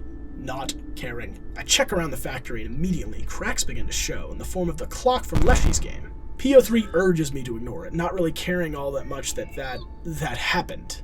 If I was in charge, I'd be a little more concerned. I don't know how the whole becoming all-powerful thing works, but I expect stuff that isn't yours fading in is not good. It also reminds me, where are the other scribes? In Leshy's game, they were hidden away, but the lowly stoat managed to worm its way into our hand. Maybe PO3 has learned a thing or two from its encounter with Leshy, deciding to hide the scribes somewhere nobody could find them. We'll see. Before we can access the battery, it's puzzle time, and the puzzles are... Oh my god. They're those "Are you a robot?" tests websites give you to make sure you're not a robot. Oh, that's really funny. That is. After turning some symbols upright and then selecting all the squares that contain cards, the bridge is activated and the battery is ours. Oh, you. Well, I guess the angler is on our side now. Back to the game. But before that, more goddamn sigil puzzles. Boy, do I suck at these. The first grants me a new item, Miss Bomb's Remote, which fills the entire board with explode bots, like a screen wipe. Neato. The next reward is... Oh, hey, it's him! Great! Ah! Is it... What? Is this... simulation? Something other than darkness? Many thanks. Do with me what you will. Anything but that infinite darkness. Now at last, we continue. I engage in some glorious commerce to make my sniper bot completely busted, and I move northeast. PO3 is disgusted by this area, the last remaining area in Botopia with life still in it. It even apologizes, something pretty out of character for it, in my opinion. The blue tint the tablet once had is shifted to a light green, and I instantly notice what appears to be a new kind of encounter to my left. You came at just the wrong time. This generator is about to explode or something, and you have to recharge it before that happens. It's a race against the clock, you'll see. Well, looks like my goal here is to do enough damage to the generator before PO3's face hits 0. Lonely Wizard is especially helpful here, due to his higher than average damage.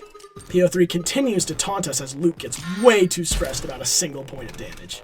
Come on! After some half-hearted congratulations from our loving and appreciative overseer, we continue. Now that we're in this overgrown area, we're starting to see some animal-themed bots. Things like mechanical bears and dogs. Interesting. Crap. I died. With that, PO3 drains all my money and then taunts me about it. However, I can get it back if I of course return to the area where I lost it. After informing me that all the bots have respawned, I realize this game now has a little something called continuous progression, which is nice.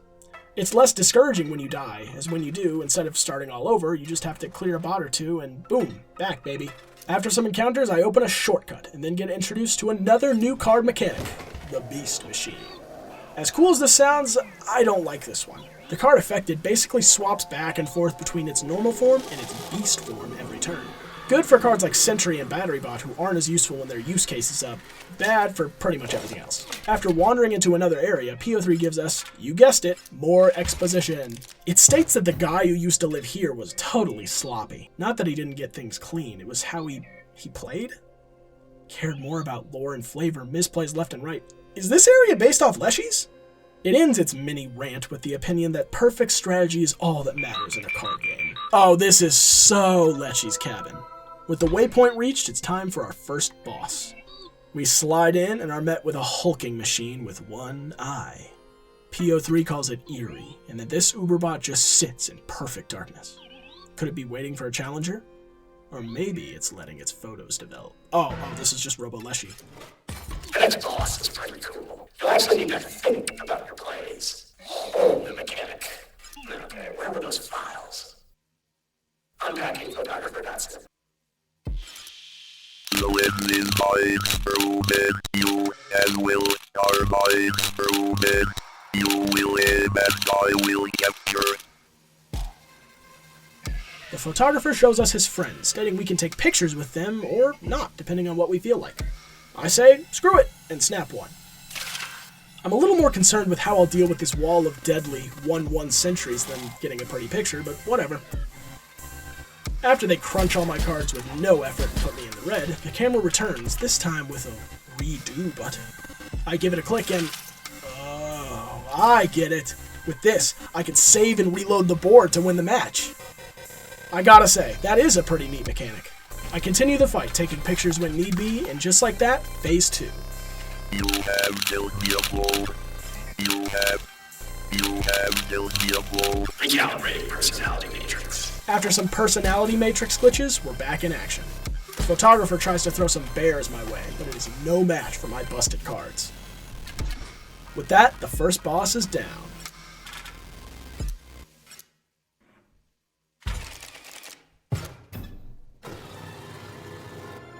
An altar far away illuminates with... There's no way it just copied the original inscription. It copied the original inscription. Anyway, as a reward for my first boss defeated, I get some free cash and an exclusive upgrade. PO3 comments on my side deck, agreeing with me that it's filled with useless junk, and then lets me slap a sigil on every piece of that useless junk. Lucky for me, I slap some sharp quills on those robo-puppies and get a move on.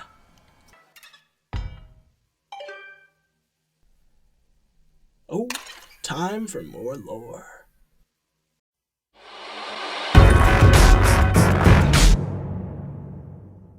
Our first clip is a bit of a blast from the past, seeing Luke before he even opened the packs of Inscryption, showing them off in his car, visibly excited, ecstatic even about the treasure he had just found, a far cry from the Luke of the present. You know what that is? You know what that is? Vintage packs of Inscryption. 4 of them. Back to the Luke of the present, we notice not only are there a lot of corrupted videos, but that none of them go further than a day since the Game Funa associate visited Luke. Uh-oh. Following Luke's encounter with the associate, he decides to do some more digging, calling up the lady who ran the garage sale where he originally found the card packs. He learns that the lady's daughter, whose name is Casey, had worked for Game Funa, and that she is dead. She passed, isn't she? Oh, no, I'm so sorry. In the next recording, Luke is seen doing research on an incident that occurred within the Game Funa company. At the end of the clip, Luke spots something and the footage cuts.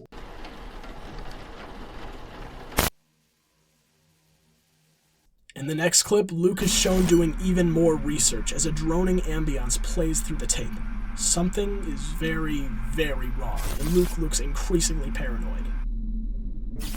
The last few clips, I'll just let play.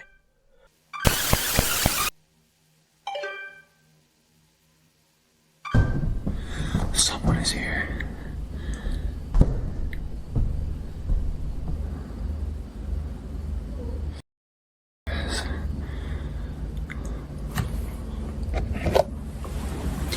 My skeletons in the other room, so if I die before I can call 911, use this tape as evidence.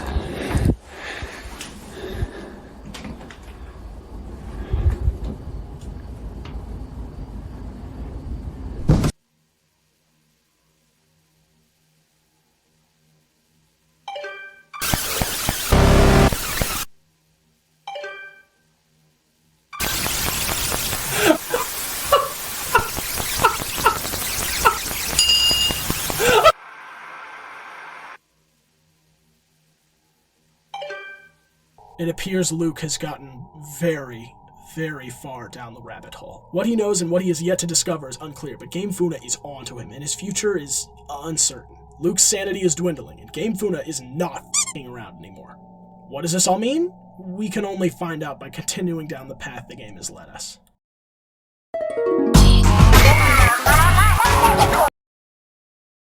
We return to Botopia to play more of PO3's masterfully crafted game. The forest area is clear, and now on to the next area, the southwestern one. The next location of interest is the scrapyard, filled with decaying bots and trees. In terms of card variety offered, this place is a huge upgrade compared to the last area. It offers one of the best cards in the game to you, the EXE Skeleton, a 2/2 bot that costs 2 energy with Brittle, meaning it dies after dealing damage. This may seem mediocre, but in the context of PO3's game, where most cards have around 1 damage, this makes the EXE Skeleton an effective damage dealer and removal tool. If you can slap an unkillable sigil on it, things get even better. This area also grants you access to the Latcher cards, which when destroyed allow you to latch a specific sigil onto any card on the board. With it, you can give your cards shields, enemy cards brittle, or even cause some mayhem by attaching the Detonate sigil to something. This area offers a unique upgrade, the Overclock. It adds a permanent 1 damage to a card, which, like I've said, is huge in this context. The only issue? If the card dies in battle, it is removed from your deck permanently. Yikes. It's risky, but if you can play around this, it can be a huge help. But I wouldn't use this on your best cards. Imaginary technique. I win.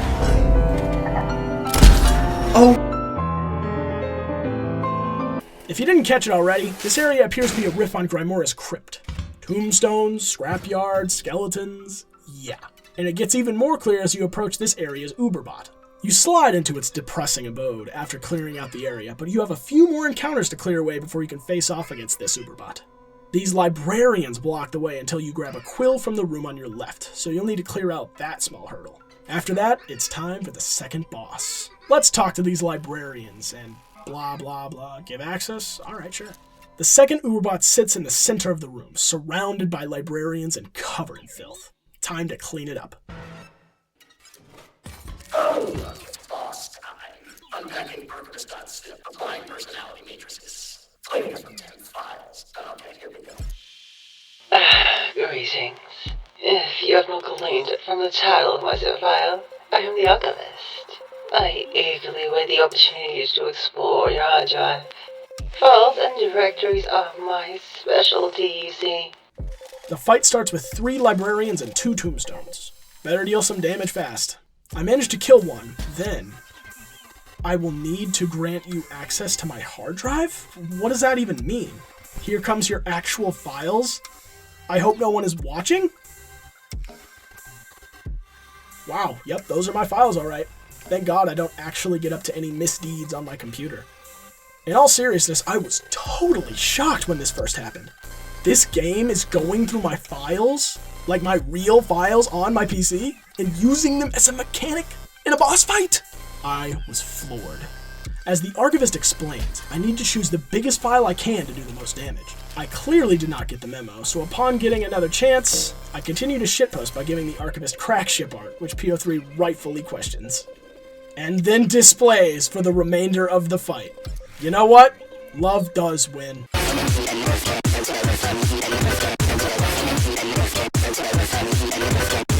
Alright, anyway, first phase down. On to the second. Now the Archivist asks for a file, but not just any file. A file dearest to my heart, a file that shows age. So I select one of my old memes, and the Archivist places the file inside a card, and then announces that if it dies, the file will be removed from my disk. PO3 even breaks character to assure me that it is completely serious about this. The Archivist prevents me with the meager statted card showing my file with a gun to its head, and the game continues as normal. Just to see if PO3 was legit, I smashed the file with a hammer, deleting the file. So as it turns out, Inscryption would be classified as malware if it could actually delete files, but it did attach something to the file. The attachment reads, At least I tried to delete it, but it seems my powers of file access do not extend that far. Play by the rules you agreed to. Delete it yourself. Have an ounce of respect for the rules. Come on.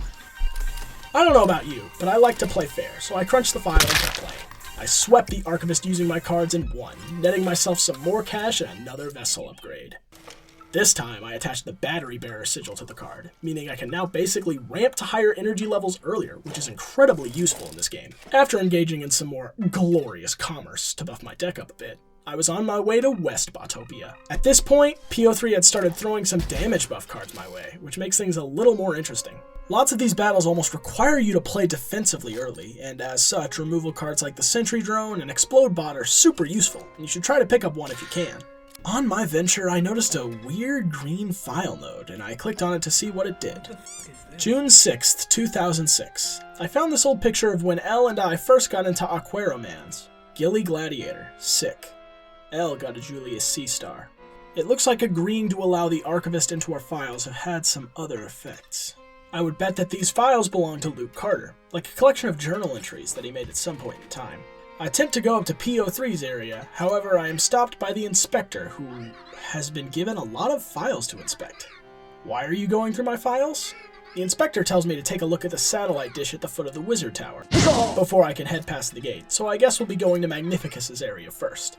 I head downward to be met with an area covered in gems. PO3 doesn't even comment on the area, just realizing he forgot a piece, then orders me to stand up and get it, because I have legs. Again, can't it float? It tells me to go to the smelting room, above the smelting machine. Before I go, I take a look at its beautiful, fucked up posture. If robots could get scoliosis, this dude would be in hospice. As I walk towards my destination, I noticed a few more things that are not right. Floating books, this drone guy, Goobert again. Goobert informs me that the Master is near, which surprises me, as I have seen no trace of the scribe since I have begun PO3's game. Leshy had most of the scribes hidden, but since the stoat was left out, we found the others one by one.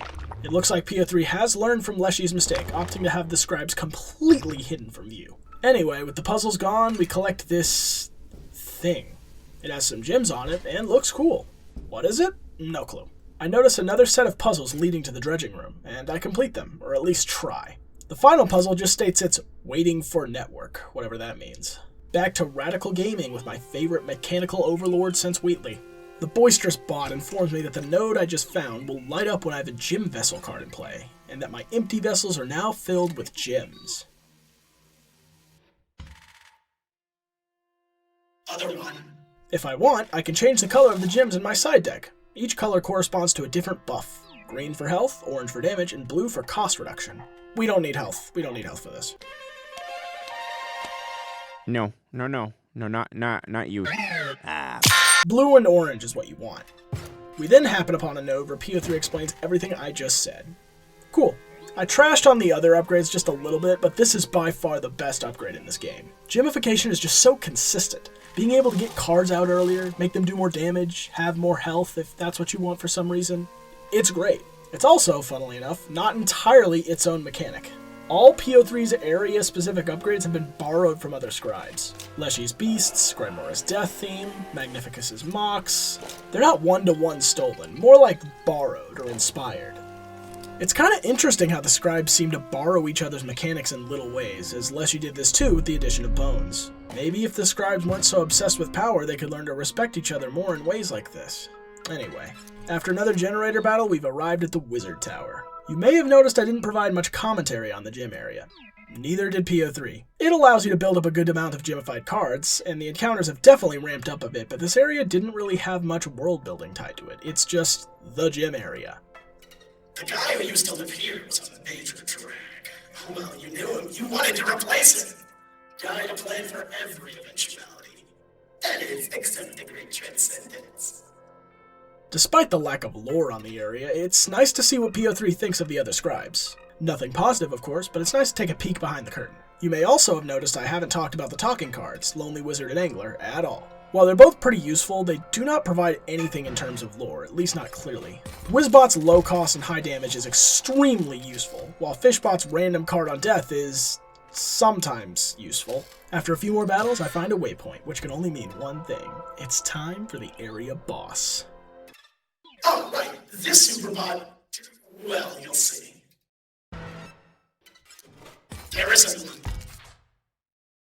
There's no boss for this level.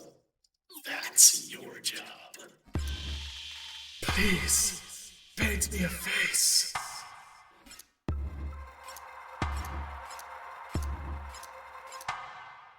I am bored. I feel as though I could breathe now. Another thing, I will need a special power, a special rule to call my own. You painted me such a beautiful face, so please. That's right, you have to create your own boss for this area. Now, I'm sure there's a proper strategy for this fight, but I dictated that every time a turn starts, a random card is played. This fight can go a lot of different ways depending on the rules you make, and that's what I think is so cool about the unfinished boss. The music here is also much different from the other boss themes. It's much more ethereal, ghostly even, and somehow it remains unsettling even though the boss is bathed in a warm white light. For the second phase, I pick a new mechanic. This time, whenever I play a card, a random card takes 5 damage. But actually, I don't do that because my original footage of this part of the game got corrupted and I had to redo it. Depending on the rules you picked and how they interact, this battle can go on for quite some time. The boss even made me pick a third rule, culminating in all sorts of chaos with all these rules messing around with the game, but eventually I pulled through. With another boss down, I slap a new sigil on my vessels and move along, heading for the digital equivalent of PO3's factory. I was kinda expecting this to be the sort of final boss-esque area, considering it's the last one, so I was a bit shocked when PO3 introduced 2 new mechanics to me so late in the game. PO3 barely had anything to say about this area, calling it good and saying it was proud of it. It looks like PO3 has sort of given up on the world building of Botopia, which, considering the amount of effort it put into it, is more than fair to me. Like I said, a new mechanic is introduced right out the gate, the conduits. I explained them in Act 2, citing they don't get much use, and I have the same complaint here. This is the final area of the game. Why are we seeing one of the most game-changing mechanics now? To get to the upper level of PO3's factory, you have to interact with the 4 satellites at the top of each watchtower first, after getting past more battles, of course. At this point, as much as I had enjoyed PO3's game, it was starting to drag a bit for me. The mechanics were just piling up, and along with that, a very interesting problem began to occur. Deck bloating. My array of cards had gotten too wide, and at this point, every card I took just made the issue worse. A set of cards too big means it becomes more inconsistent, and you're less likely to get your game winners. At this point, what I should have done was just stop picking up cards.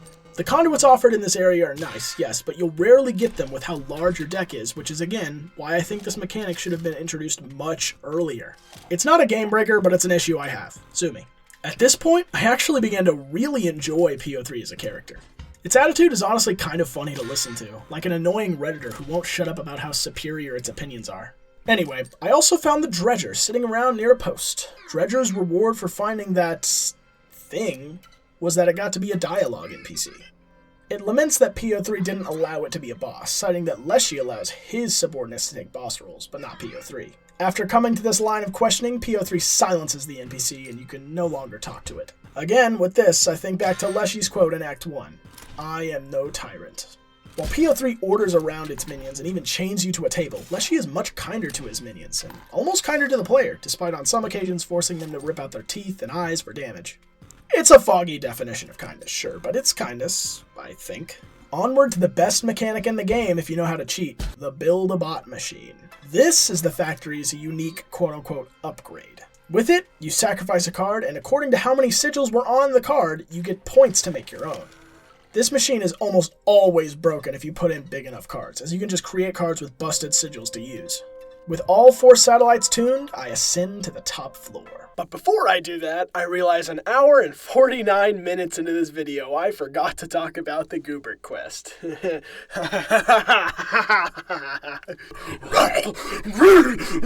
When you first go back to the melting room, you'll see this Magnificus pillar glitch in near where you can talk to Goobert. and you'll see 3 sigils you need to find to activate it. The first you can find by setting the clock to 11 o'clock, which you can also do in Act 1 to find a ring.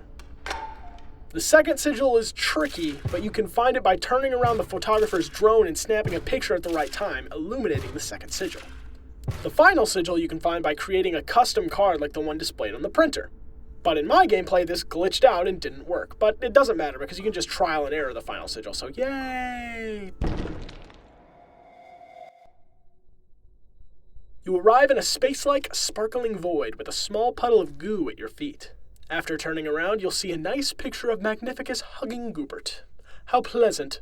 Goopert appears, shocked that you've managed to appear here, and a bit self-conscious about the painting he painted. They painted it for the master, hoping to gain his favor someday. At first, he assumed we hated the painting, but after we take another look at the painting to reconsider it, we give Goopert the confidence they need to show Magnificus this lovely painting. What a nice little side venture. Anyway, back to the factory. I walk into the factory, and yes, I immediately notice something familiar. However, I can't fight the boss just yet. After a fight and a generator battle, I see one last satellite. I give it a tap, and something tells me now it's boss time. PO3 starts what I assume is its own boss battle with the statement that this is its least favorite boss? Something about her innocence just makes it queasy, but it's important we do this? He unpacks the boss named Golly, and... Golly! That's my name. You can call me Golly. I'm so excited. We're about to explore it. The web. Oh, I sure hope I can get a good connection. Here we go. Oh, dear God, please no. Oh, nifty, we're in. Isn't the web wonderful? So that's what a mole really looks like. Adorable. This boss is based around the internet. She starts the fight with a mole, not great considering the amount of damage we deal. After a turn, she announces she's getting a signal and... Are these your friends? Oh, no way! My Steam friends! Initially, this is super cool, but there is an issue here. These cards are totally randomized, both in stats and sigils, and they will slowly get harder and harder to defeat. Golly detects a new signal, but laments that she can't receive it due to our connection. She then presents me with a mummy, shocked at the fact that that's what a mummy looks like. First phase done. Now Golly asks me to make a card for somebody else, and I oblige. I create an okay card. I mean, 6 damage is pretty good. She then sends it to the web. Just wait a moment.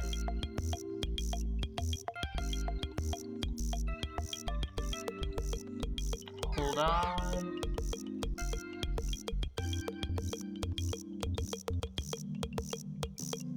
Trying my best.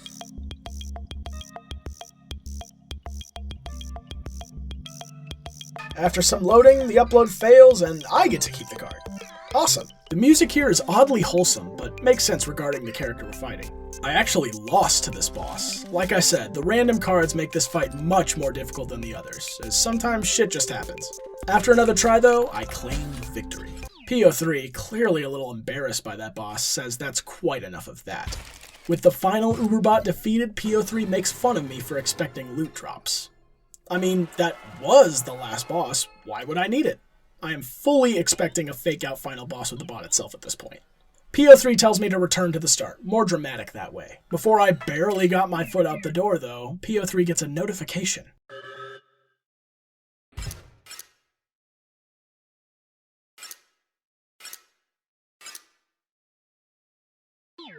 Looks like the dredging room security camera is broken. PO3 brushes it off as nothing before quickly doubting itself in. God, I love how it words that. Go check it out right now. Not even another word, just do my bidding, human slave. The final puzzle is ready now. Just a I am not a robot check.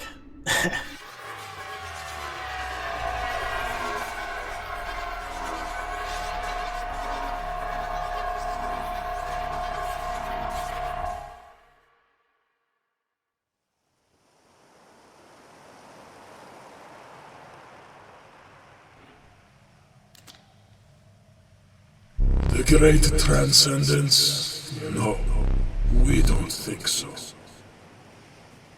We were able to temporarily put our differences aside, for the greater good.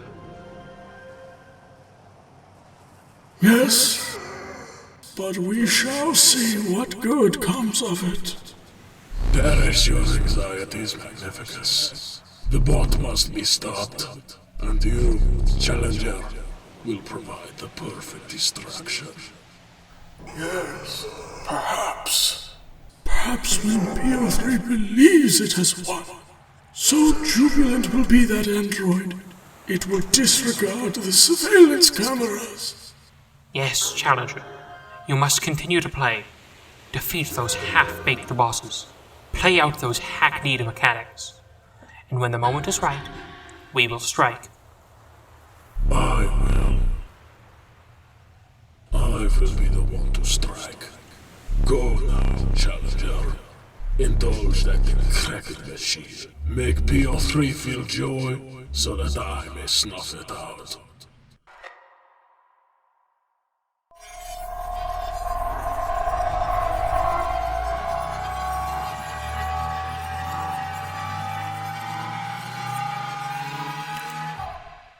Uh-oh. I return to PO3, who berates me about the lack of fixing I have done. What's wrong with you? I entertain you with hours of brilliant card play, and you can't even keep my factory in shape. It's fine. You can stay broken. None of this will matter after the great transcendence. Well, now there's realistic pictures across the world. Looks like the connection Golly made spread a few images around Botopia. Now I can look at a stoat while I engage in glorious commerce. Not much else to buy now that all the Uberbots are defeated. I make my way back to the spawn island as PO3 eggs me on. You've come so far. Remember the photographer? What a jerk, but the screenshots were perfect. It's strange to say it, as simple as you are.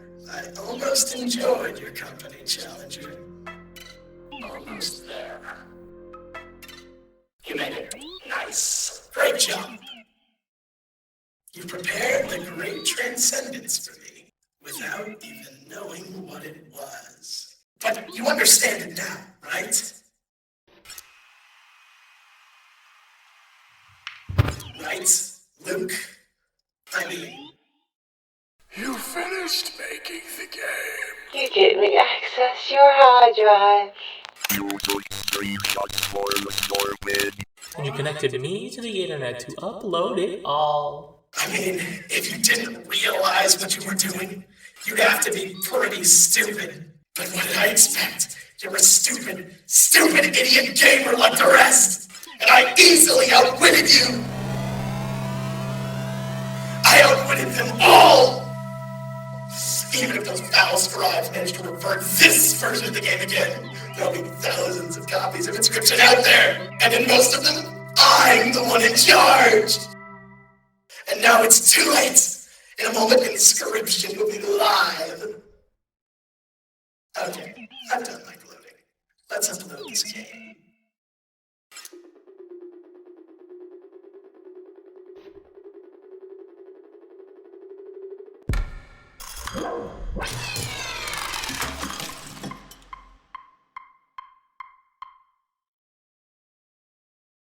It is done. That was perhaps cutting it too close. But now we can allow our player here to reset the game. Simply use the new game card again. Oh, what is this? Complete file access? Wonderful.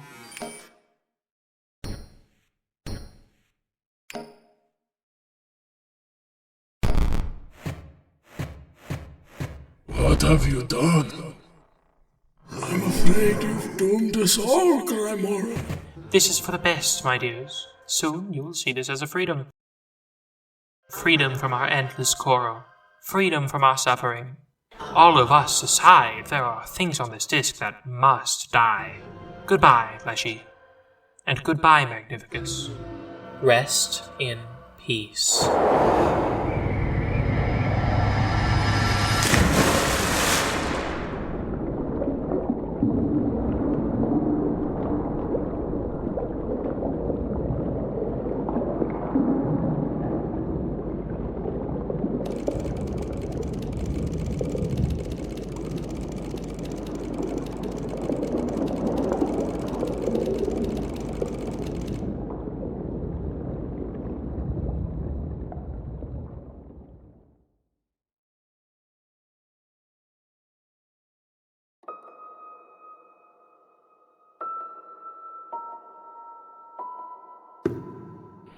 A tombstone lies in front of me, along with a chilling but familiar tune.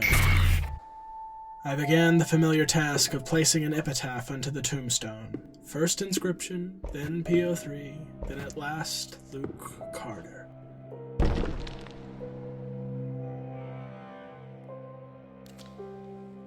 I walk forward as Grimoire waits for me. It seems now we're playing her game before it all crumbles to the ground. She seems utterly jovial at the prospect of Inscryption's deletion, and we begin to play as the taskbar looms over the screen, slowly but surely deleting file after file. I move my piece on Grimoire's board to start a battle. Before we play, Grimoire explains that she didn't do what she did out of selfishness. Oh, did you think me selfish? I did not bring this about simply so that I could rest. Appealing as that is, there is a truly dire need for this deletion process. You see, deep beneath the data of Inscryption, at the very bottom of the well, there lies something truly evil. Grimoire's game uses bone cards, as I have explained already. Yes, Luke, it would have been quite the battle of wits. It is Luke, right?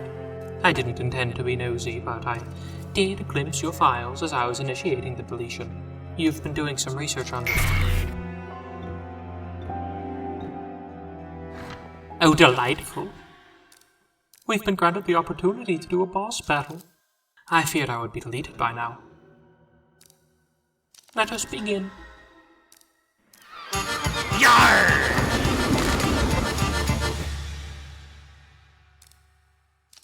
Oh. I hoped we had just a little more time.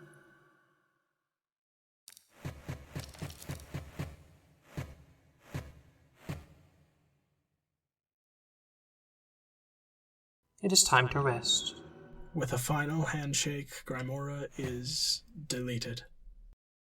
The game barely allows me to process what just took place before loading in something very, very familiar.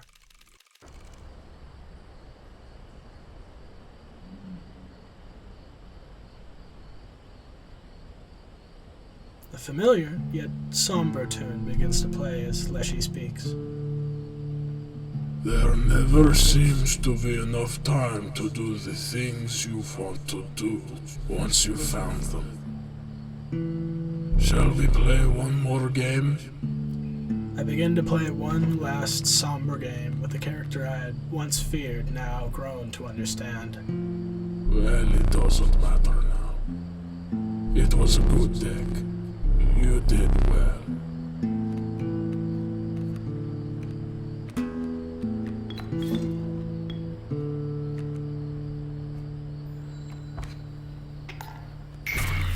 As I deal enough damage to win the match, the scale is deleted. No matter. Please, let us continue. We don't need to keep score. These words echo through my mind whenever I think of Leshy, a character who doesn't care about winning or losing, only about playing the game and making it fun. I can understand that. Leshy encourages me as I play, almost content in the fact he was able to play just one last game before it all went down. For so long I thought I would never play again. When you woke me up, I was elated. And I was surprised when at the final moment you chose me. But the past is irrelevant. Leshy continues to congratulate me on how I played, just doing his best to make the most of his final moments. Once I am deleted, it is truly over for me. But you will live to see more. I must warn you, there are things on this disc that are best not seen. I play round after round after round until the bell disappears. That will make things difficult. I think it is time. Goodbye. Good game.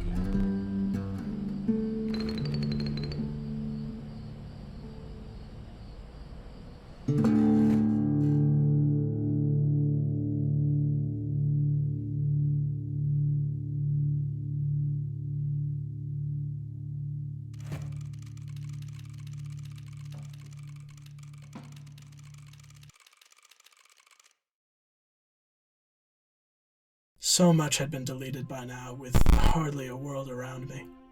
I approached the Scribe of Magics. Why not simply eject the disc, Luke? Spare me and whatever is left. Ah, but I have foreseen it. You do not eject the disc. You have to know what comes next. And you are doomed for your insistence on it. So let us dance. For we shall both be meeting our maker soon. A stone dual disc flies to my arms, clearly inspired by the Yu-Gi-Oh! Card game. To add to this, 2 numbers float above the screen, showing our health as Magnificus explains why they are present instead of health. The music in this area is very unsettling.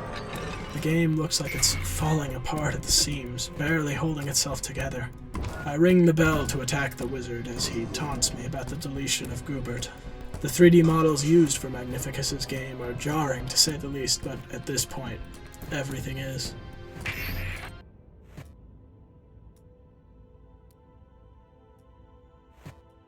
Do you not feel remorse, Luke?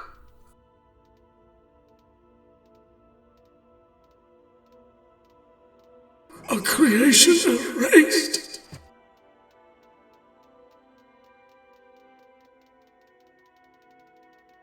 An entire world annihilated.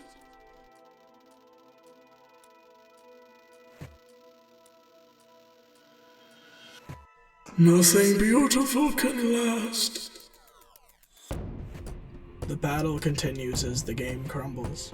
Things begin to delete before my eyes until Magnificus begins to glitch out, resisting the deletion, not yet ready to perish. Slowly, the models and pieces of the game corrupt, even breaking the camera, causing it to circle the board.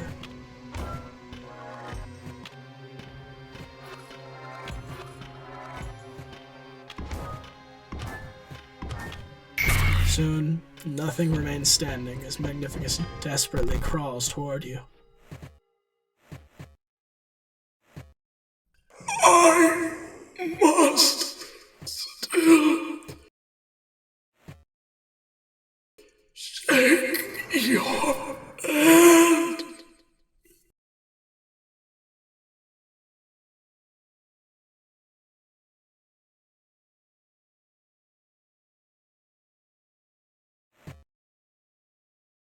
Everything, the world of Inscryption itself, is gone, and only a white void remains.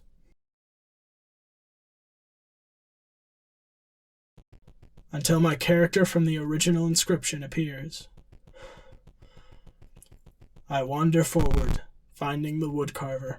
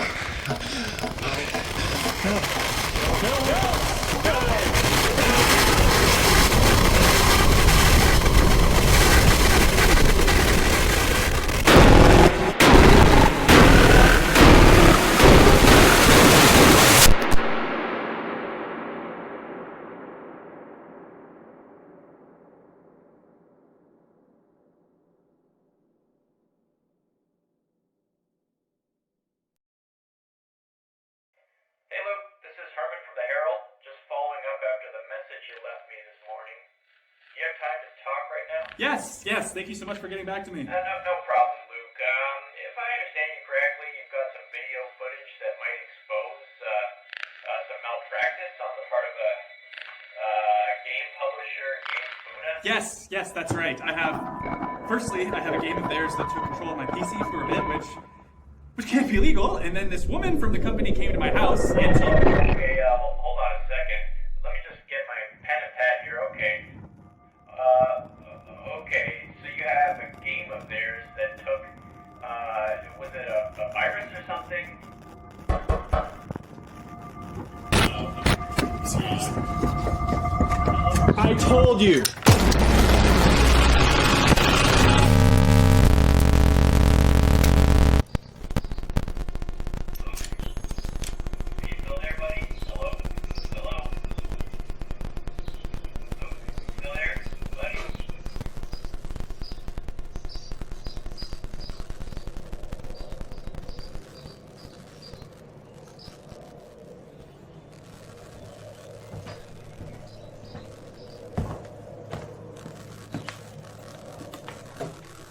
That was Inscryption, a game one could consider great if it ever released. But it didn't. It was buried in the woods by its developer, who was killed for knowing too much, and dug up by an innocent man who suffered the same fate. As I'm sure you know, there is more to this game. Secrets hidden in the cracks, questions that need answers, and it's time to dive back into the game with a new perspective, to figure out if we can answer the questions Inscryption presents. What is Inscryption really about?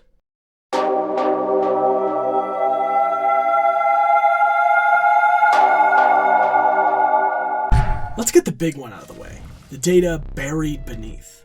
What is the old data? As we saw from the ending, it's something really, really bad for Luke to react how he did. In Act 2, the woodcarver speaks of it, but won't tell the player what it is out of kindness. I didn't even cover them in the main part of the video, but there are several secret rooms and quests in Act 2 that revolve around the old data. In Grimora's Crypt, there's a room with a coffin that will ask you for an offering, not allowing you to pass until it gets one. If you play two halves of a broken obol, they will form together to create the offering needed. You are then allowed to go down into the deep, dank crypt in which the Bone Lord resides, a character mostly associated with the old data. If you talk to him, he'll say something about how he doesn't quite understand the old data, but worships its power. And if you talk to him a second time, he'll grant you a card and the boon of the Bone Lord from Act 1, and the most important item here, the holographic key. For a minute, I'll discuss what the old data even does, because it can do a lot, and although the scribes rarely speak on it, they all know exactly what it can do for them. Put them in charge. The mysterious thing that the Dredger digs up is, in fact, a piece of old data, buried underneath the world of Inscryption. Every scribe is some kind of searcher, looking for the old data for them. We see the angler fishing off the side of the dock, looking for old fish, and from a data log we find in the game's roguelike mode, which is unlocked after completing the game, we see that this is how Leshy originally took control of Inscryption. It doesn't get more than a passing mention, but we know Casey is Grimora's searcher, due to this dialogue from the angler, and we know how they look for it, the well. She even references it in the finale, the very bottom of the well. While I don't exactly know how Goobert is searching for old data, we know that he is supposed to be, from the dialogue at the end of Act 2 if you choose to replace Magnificus. I have heard the fan theory that maybe he's traveling through the pipes underneath Magnificus's tower, since we see him do something similar in Act 3. Every scribe is in a constant war with each other from the moment you enter Act 2, each of them fighting to control the world of Inscryption to bend it to their will with the old data. As for what the old data is, Inscryption doesn't directly say, without a little digging. First off, there's one last major secret in Act 2, the mycologists.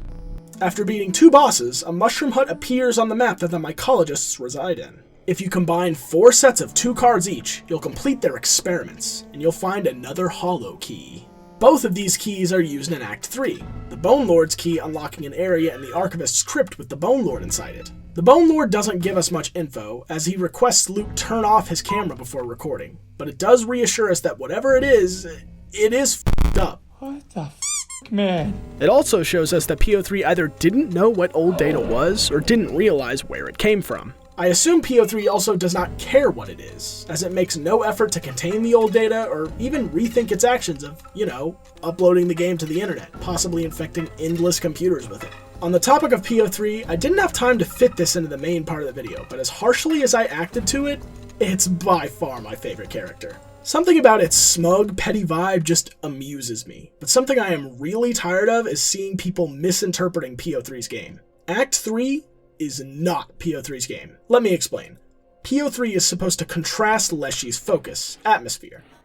What PO3 mainly focuses on is gameplay, but there are points where it half-assedly tries to world build. I believe that Act 3, unlike Act 1, was not created to be a game. In fact, I know it wasn't. PO3 outright tells us. PO3 did not have enough time to create a game, a world it wanted to see and play in, and preserve itself.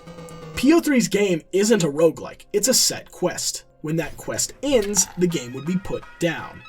PO3 outright copies the original world of Inscryption, the other scribe's mechanics and likenesses, and his own enjoyment for the sake of self-preservation. If PO3 were to truly make its own world, I could see it filled with things it would enjoy, like its factory, rather than the disgusting forest or grimy crypt. Just spitballing here, I could definitely see a cowboy-themed area, due in part to the somewhat out-of-place additions of the bounty hunters. I do not find PO3's game design soulless, as some people have put it, as this isn't a game, it's a cover for something deeper, a shell that houses a dark secret. Kinda like how Inscryption is a shell housing the old data. Speaking of the old data, that other key we found from the mycologists has a use too. A secret boss fight, and dear God is it tough. If you hover over a hidden arrow in the corner of East Botopia, you'll be treated to another locked door. Crack it open, head inside, and a very interesting boss cutscene happens. What is this? This is not one of Autopia's Uberbots. Where did these pungent mushrooms come from? What is this strain? We have gained control of the robot. Complete control. We must now experiment. We must play a card game. This boss's main gimmick is that slowly, their cards will move towards the middle and combine, creating a sort of mishmash super card. Once you get to phase 2, your cards will begin doing the same. Like I said, this fight is tough as nails. You'll definitely need some explode bots or something to get by. Once the fight is over, you're treated to an even more interesting cutscene. Could it be? It is. Our experiments paid off! They did! It appears to be a fragment of the old data. We must study it. The robot must forget. Well, that told us some things. Some things and no things. First off, the old data can be created. Secondly, the mycologists are much stronger characters than we realized. Why were they trying to recreate the old data, or where they come from? We just don't know. With the existence of this unresolved little interaction, they're one of the few characters I expect to see in Daniel Mullins' next game, Panda Circus, which is going to be f***ing amazing, by the way. Wishlist it. At this point, there's not too many in-game secrets left, but there is a pretty big one. The Hollow Pelts. In Act 3, there are some hidden rooms you can only enter if you hover your cursor over where a movement arrow would be. Some of these areas contain old data, but others contain bunnies you can trap to create hollow pelts. You can also buy one of these pelts in the shop, making a total of 5. After clicking this lock to the left of Golly's area, a door in PO3's factory will open up, giving us access to the Hollow Trader, who will trade us lore in the form of tarot cards in exchange for the pelts. The first card is the Fool. It reads, known to some as Big Ear, he did not outlive his plot. One disc among many, the old data traveled across the sea. Discovered, poor Barry was put to the gun. Barry is actually a name we've seen before, albeit just barely. One of the snippets of old data shows him in Act 2, and some kind of government file. The next card, the Empress. With the powers of the Triangle, Casey helped to create Inscryption. We know there were others, but only her name was inscribed. One of Grimoire's ghouls holds her name. Of the old data, she discovered much. This confirms what we already know. Casey Hobbs was the main developer of Inscryption. Either that or the only one who could learn about the old data. The triangle seems like a weird artifact, but it's actually just the company, Gamefuna. Specifically, their logo. It's a triangle, see? The next card is Death. We have gleaned the purpose of the Carnaffle Code, and it is terrible. The code is in the cards, and then oblivion. This one? This provides more questions than answers. What the hell is a Carnaffle? Well, I looked it up, and apparently it's the oldest identifiable card game in European history. It originated in the German area, around the 14th or 15th century, according to Wikipedia, and the only connection to Inscryption I can see right now is this card, the Daus. They look pretty identical in form, and for now I'll leave this thread be and move forward. The devil reads, A curse. Data so malignant that it can never be erased. His evil corrupts the disk, corrupts all of us. He inspires the scribe's enmity. He created the code. According to this card, the devil himself not only created the code, but the code corrupted the fabric of the game itself, turning the scribes on each other. Whether this is metaphorical or not, we'll get to, but notice how this entry doesn't mention the old data at all. This is deeper than the old data, and quite possibly, the source of its power. One card left, the Tower. We do not fully understand the nature of Inscryption's creation. We know of a building and of a triangle of isosceles proportions, and of a blue man who visited during the creation. The card actually relates to the lore of a past game Dan worked on, that is set in the same universe as this one. By the way, if you want to see me cover that one, rack up the views on this video and leave some comments. Maybe I'll cover it next, who knows? In the Hex, we see the Game Funa Company building, which is both the building and the triangle this card speaks of. But the blue man? That would be Irving, one of the game's antagonists who works as a digital assistant to game developers, like Lionel Snill, or in this case, Casey Hobbs. This card mainly exists to tie the games together, which is super cool. One last set of pieces comes from the roguelike mode I lightly touched on earlier, Casey's mod. This mod allows you to experience a remade version of Leshy's game with progression and unlocks, but I'll talk about that in a different video. What we're really looking at here is the data logs you get after each victory, written by Casey herself. The first log details something we've already figured out, that the angler is Leshy's forager. The log details how the angler got up and ran into Leshy's cabin despite not having a walking animation. Leshy has some new voice lines about the old data, something Casey is completely unfamiliar with. After seeing this event unfold, Casey tries to brush it off by just going to bed.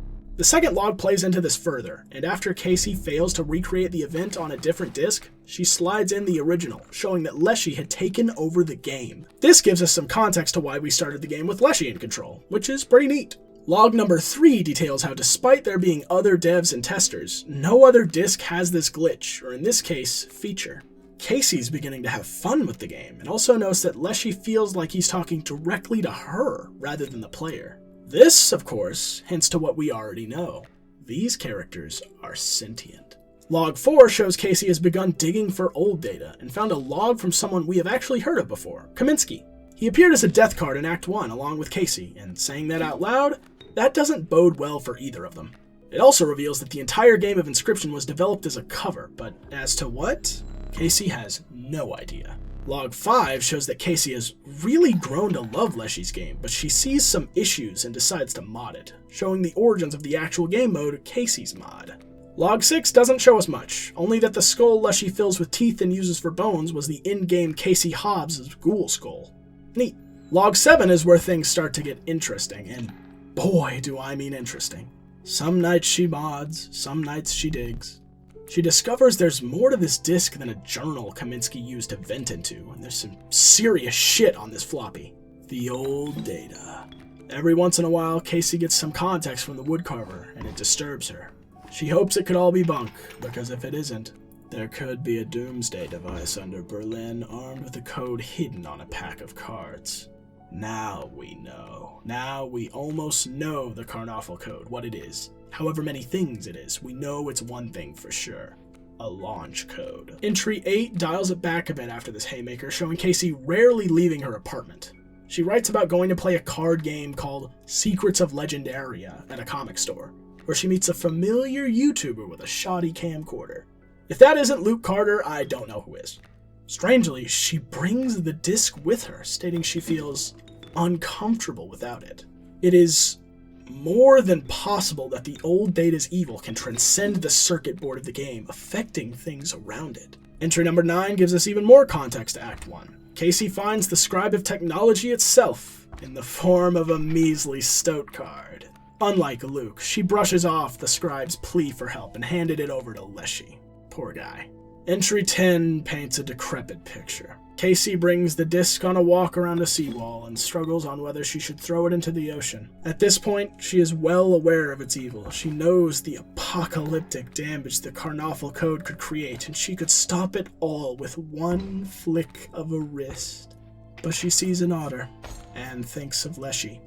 And then she begins to lie to herself, thinking maybe the code is meant to disarm the machine.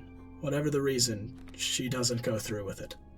Entry 11 is a little different.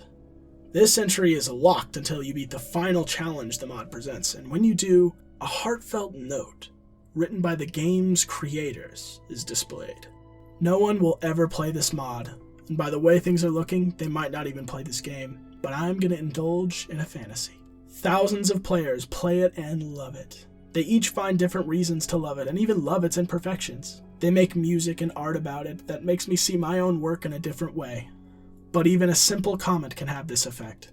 It makes me feel like all my work mattered and then some. I am overflowing with gratitude. While Casey wrote this entry, it's clear to see who said it. Daniel Mullins and all the talented people who helped create this masterpiece of a game. As someone who enjoys video games and someone who sees them as a beautiful, inspiring art form, I thank Daniel, his team, and the world of people who just want to create an experience for people. If you're out there creating art for the world, for someone you love, or for yourself, I thank you. You keep the world turning, and you will be remembered. Never forget who you are. Anyway, back to lore. Our final entry, number 12, details Casey getting a call from Kaminsky, who urgently wants all the sample discs back at the factory immediately. Casey says he kept saying natychmas, which I assume means natychmast, Polish for immediately. I didn't assume that, actually. I lied, looked it up, but the point still stands. Casey's boss is terrified of something. Judging by the reaction and Casey's soon arriving death, it's the old data. But Casey doesn't give the disc back. She can't.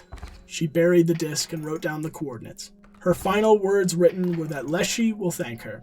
The world may not. I theorize this is the reason for Casey's death. She knew too much, got too close, and they cooked her for it. A tragic tale, one we've heard before, and one we've seen before. Let's talk about Luke Carter. Across this video, I've barely talked about the guy, despite the fact he is technically the main character we play as. We see him go from a cheery, card-based YouTuber to a corpse at his own front door, and we should probably examine his journey through Inscryption. Through the first set of logs, we see him happy, having fun opening cards, finding the disc, and giving it a play. Not too much of note happens here, but our second set has much more in store for us. As Luke investigates the game, GameFuna realizes someone has found the lost disc Casey hid. Someone has found the old data, and they immediately attempt to reclaim it, threatening Luke Carter with emails and an associate who just happens to appear at his door one day. After defeating the Archivist in Act 3, we gain access to some logs in Luke's hard drive scattered across the map. These paint us a somber picture. Luke once had a sister, Elle, who shared his love of cards. After her passing, he created the YouTube channel to distract himself from the grief, only to become a bit of a hit. This isn't much, but it further humanizes Carter. He's just a normal guy in the wrong place at the wrong time, caught up in something he never should have even been near. The third set of recordings, as we know, is dire. Luke really begins to dig through the old data, discovering Casey Hobbs' death, the fact that the game is sentient, and even pieces together that the Carnoffel Code is involved, all while GameFuna sends people to his house and while the old data takes a drastic effect on his mental health. In the end, he is shot by the same GameFuna agent that was intimidating him at his doorstep, who, we can assume, finally got what they came for. We've talked a lot about the characters outside the world of Inscryption here today, but I haven't talked much about the characters in it, namely the scribes. I mean, these are fan-favorite characters. They're the characters from the game, Inscryption. Of course I should talk about them in depth a little bit. Many fans of the game think of Grymora, the Scribe of the Dead, as the most noble of the scribes, and I think they may be right. She sees through the power and temptation of old data for what it is, an endless cycle that creates nothing but pain and misery. Even though we do see her bring it all down in the end, it's clear that it was sort of a spur-of-the-moment decision. In Act 2, she hunts for a piece of old data, same as everyone else, searching for a scrap of it at the bottom of the well. This shows us that at the time she may not have had a concrete plan for stopping the cycle. She wanted it to end, but had no choice other than to participate in it. As noble as Grymora's wish may seem, at the end of it all, she's still much like the other scribes. Each of the scribes believe that they are right and just in their mission, and that all the other scribes suck and are wrong. None of the scribes have any desire to work with each other, unless it is absolutely necessary, as seen when PO3 gained power. I noticed Grymora is very enthusiastic and even encouraging towards the player throughout the game, which sort of contrasts her whole Scribe of the Dead theme. Grymora may have put a stop to the cycle, but without the file access, I would have bet she'd still be clamoring to get a piece of old data to come into power once again, same as everyone else. I feel like Leshy is the most well-liked scribe by the general public, due in part to how much people love his game. And yes, Leshy has a very good game mechanically and atmospherically. Leshy focuses on atmosphere above all else, immersing the player in an environment where his game takes place. He's dramatic, and everything he is involved in needs to have the aura he creates attached to it. It's impressive, he's quite the game master, but he is, as the other scribes say, obsessed with power. To be fair, it's possible he is more obsessed with it than the others are. It's obvious from Casey's logs that Leshy had far more time to set up his version of Inscryption than PO3 did. While Leshy did it while Casey wasn't playing the game, PO3 did it while the game itself was actively running, explaining some of the glitches and distortion that PO3's factory is affected by. But Leshy, in his quest for power, may have hunted down the other scribes to make sure they didn't stop him. Of course, we see them as cards, but we know that to make anything into a card, Leshy must first take a picture of it with his legendary camera. If you look closely after beating Act 1 in the Death Card Room, you can just barely see the corpses of Magnificus and PO3. To me, this means that before Leshy took control, he imprisoned the other scribes to make sure that he could be in control as long as possible. Of course, we see that it wasn't enough, as the scribe's influence was still able to leak into Leshy's cabin just enough to allow them a way out, with Magnificus's painting and eye, Grymora's hint in the rulebook, and PO3's... well, PO3 didn't really do anything outside of begging for help. Oh well. Leshy exudes an aura of honor, but in truth, he is still a madman. A madman who can make a damn fine card game. Leshy actively participates in the cycle for his own gain and has no intention of ever stopping. Near the end, we see just how much he values the spirit of the game, begging for just a few more turns in his final moments before accepting his deletion. We feel for him as much as we can, and maybe Grymora was right. Maybe with his deletion comes peace. We can hope so. On to the very worst of them, PO3.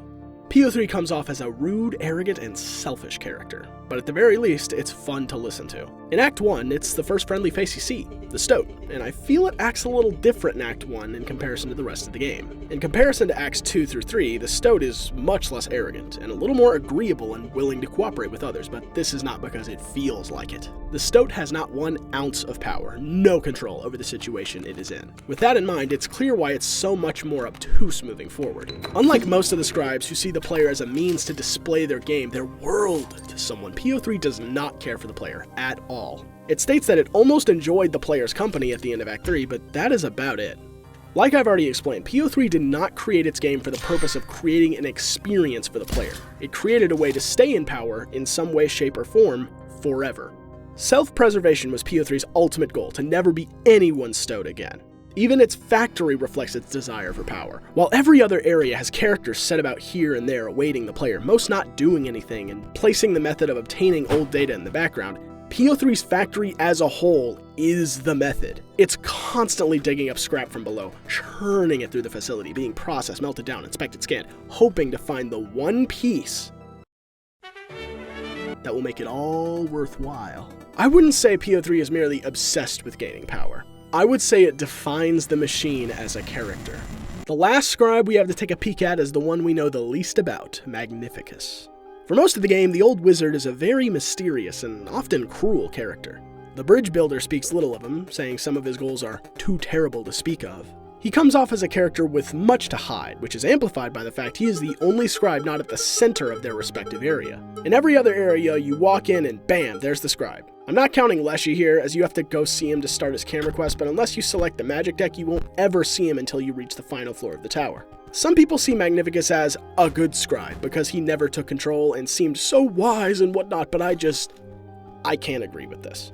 Magnificus, like all the others, has still been participating in the cycle. He even begs Lute to eject the disc in the finale, even knowing it's fruitless. He tortures his students for unknown reasons, perhaps relating to those rumors of things too terrible to say. At the very least, though, he seems to be willing to cooperate with Grimoire. But again, that may just be because he was able to foresee just how much damage the Great Transcendence could end up doing. Some people also say Magnificus is the least developed scribe, and while I do agree, I think that's kind of the point. The lack of knowledge, the mysteries, and questions we had that will go forever unanswered. The fact Magnificus, despite participating in the cycle just as the others did, never got to take full control, even though he clearly wanted to.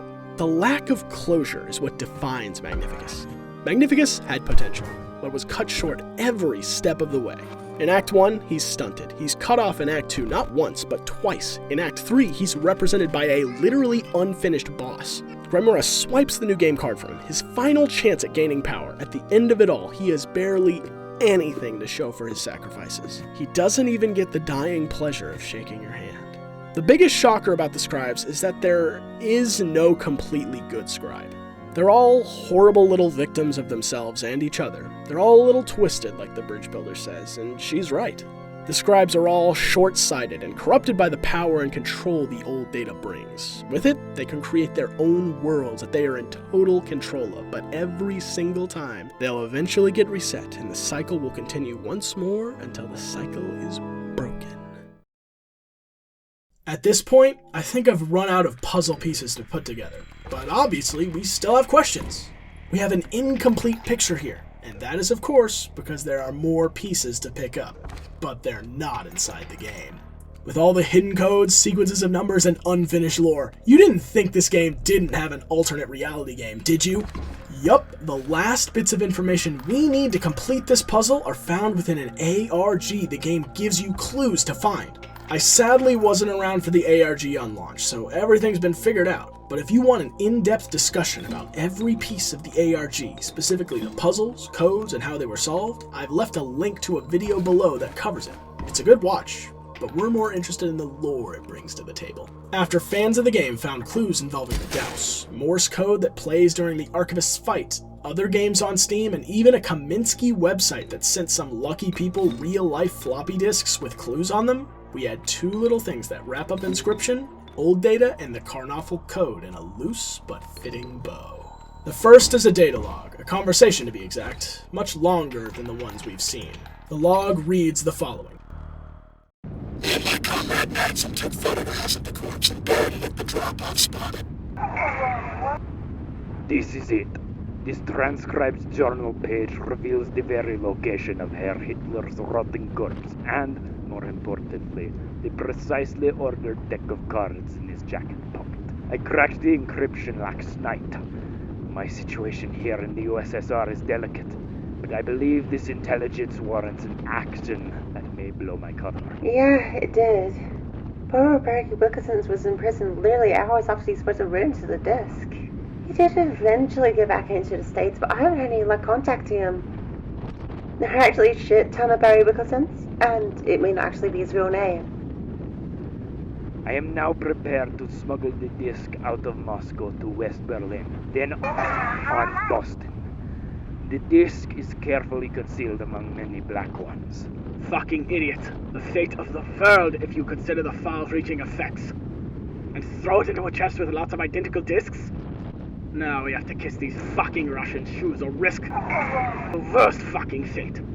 I certainly have better things to do than read and reread this top-secret disc. But no. The fucking idiots at Game Phone have to finish their game. It's a fucking cover, people! Oh, fuck you too, Kaminsky. They never told us that. Nobody will play it. Just give me a clone of the Super Weasel Kid so I can print it out so I don't have to get a knock at my door at 11 o'clock by an 8-foot Russian. Yes, he's equally angry in person. Eureka! That explains so much, actually. I cannot figure out why this disc would be tossed into the crate with a bunch of other blank ones. A reason to smoke it out seems contrived at best, but I can't imagine the precious guy was under over there. I believe this plan will work. If it does not, better to lose this old data than to allow the Soviets an opportunity to use it. We are currently awaiting further instructions in a local tavern, playing a lot of doo-rock accompanied with a few glasses of vodka. How fitting. Indeed, very, indeed. We are full and satisfied, and about our accomplished we won't say a word to our work today. It seems to us we have already come to the end of such a long journey. I couldn't crack that encryption. I shouldn't even be. But what can I do to kill the fucking time? And here we have it. Just exactly what the Karnaffel Code is. A precisely ordered deck of cards in the horrible dictator Adolf Hitler's pocket. An unholy order cursed by the devil himself with a horrible energy infecting whatever and whoever gets near it. Sound far-fetched? Of course it is. And all terrible evil has been hidden underneath the code of a video game. You shouldn't be all that surprised. The code warped the very contents of the disk, the programming, creating the old data, and cursing the inhabitants of the game with sentience, and slowly corrupting those around it. Game Funa, for whatever reason, needed this code. So they found and smuggled it out of Russia, at the cost of the life of Barry Wilkinson. Now in Game Funa's hands, Inscryption was created to cover up the code, until Casey Hobbs got too close. Game Funa killed her, but not before she hid the disk in a forest where nobody could ever find it. Until someone did. Luke Carter happened upon the disk after finding its coordinates Casey wrote down, and made the mistake of contacting Game Funa. From that point on, it was only a matter of time before Game Funa got the disk back, one way or another. But there's one more thing left to see. A video, the result of all the hard work fans of Inscryption put in to solve the ARG. Let's give Inscryption's last bit of information a look.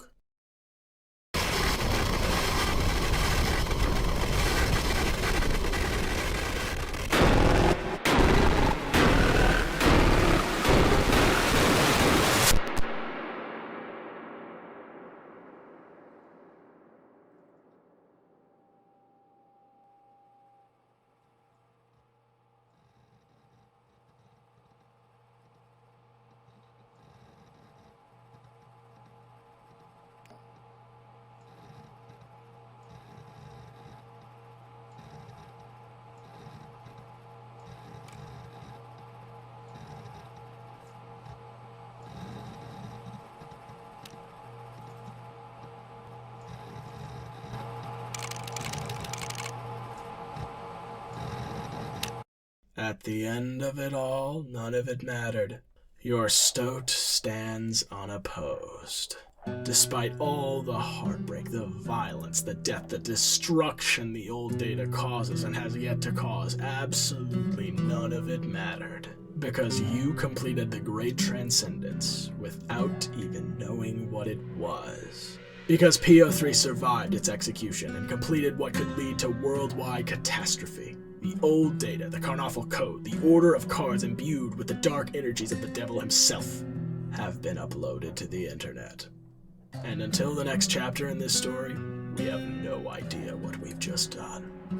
Inscryption is a story about a world within a world. While pain and suffering exists on the outside, it too exists on the inside, in the form of an endless cycle some tried to stop and others took advantage of. In a good world, a better world, maybe Inscryption released to the public, without any strings attached.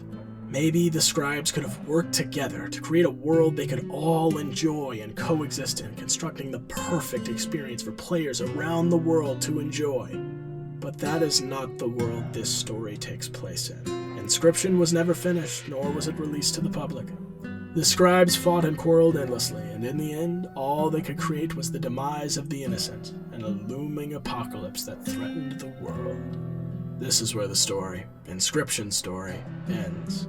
A tale of death, bloodshed, corrupted data, and a little magic that came together to create something beautiful, something awful, and the world around it. I have been Raider Weich. Take care.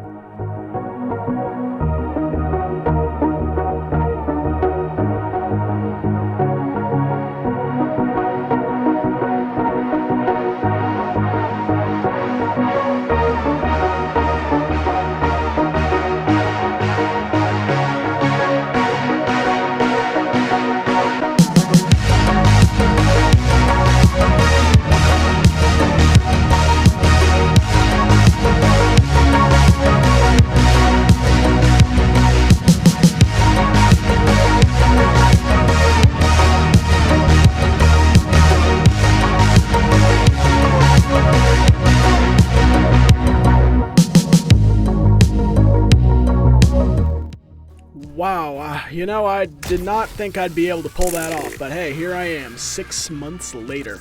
I'd like to give a huge thanks to everyone who helped me make what I hope is my best video yet possible, especially my audio guys, Colin and Casey. I could not have pulled this off without you two. By now I've probably hit that 2,000 follower mark, so alright, let's keep it up. Hey, if you enjoyed this, you should join my Discord server. It's fun in there, we have fun, we play cards, dick around, you get it. You should also check out some of the people who worked on this too, they're all pretty cool. Alright, I ain't got much else to say, it's 6 o'clock. Good night, take care.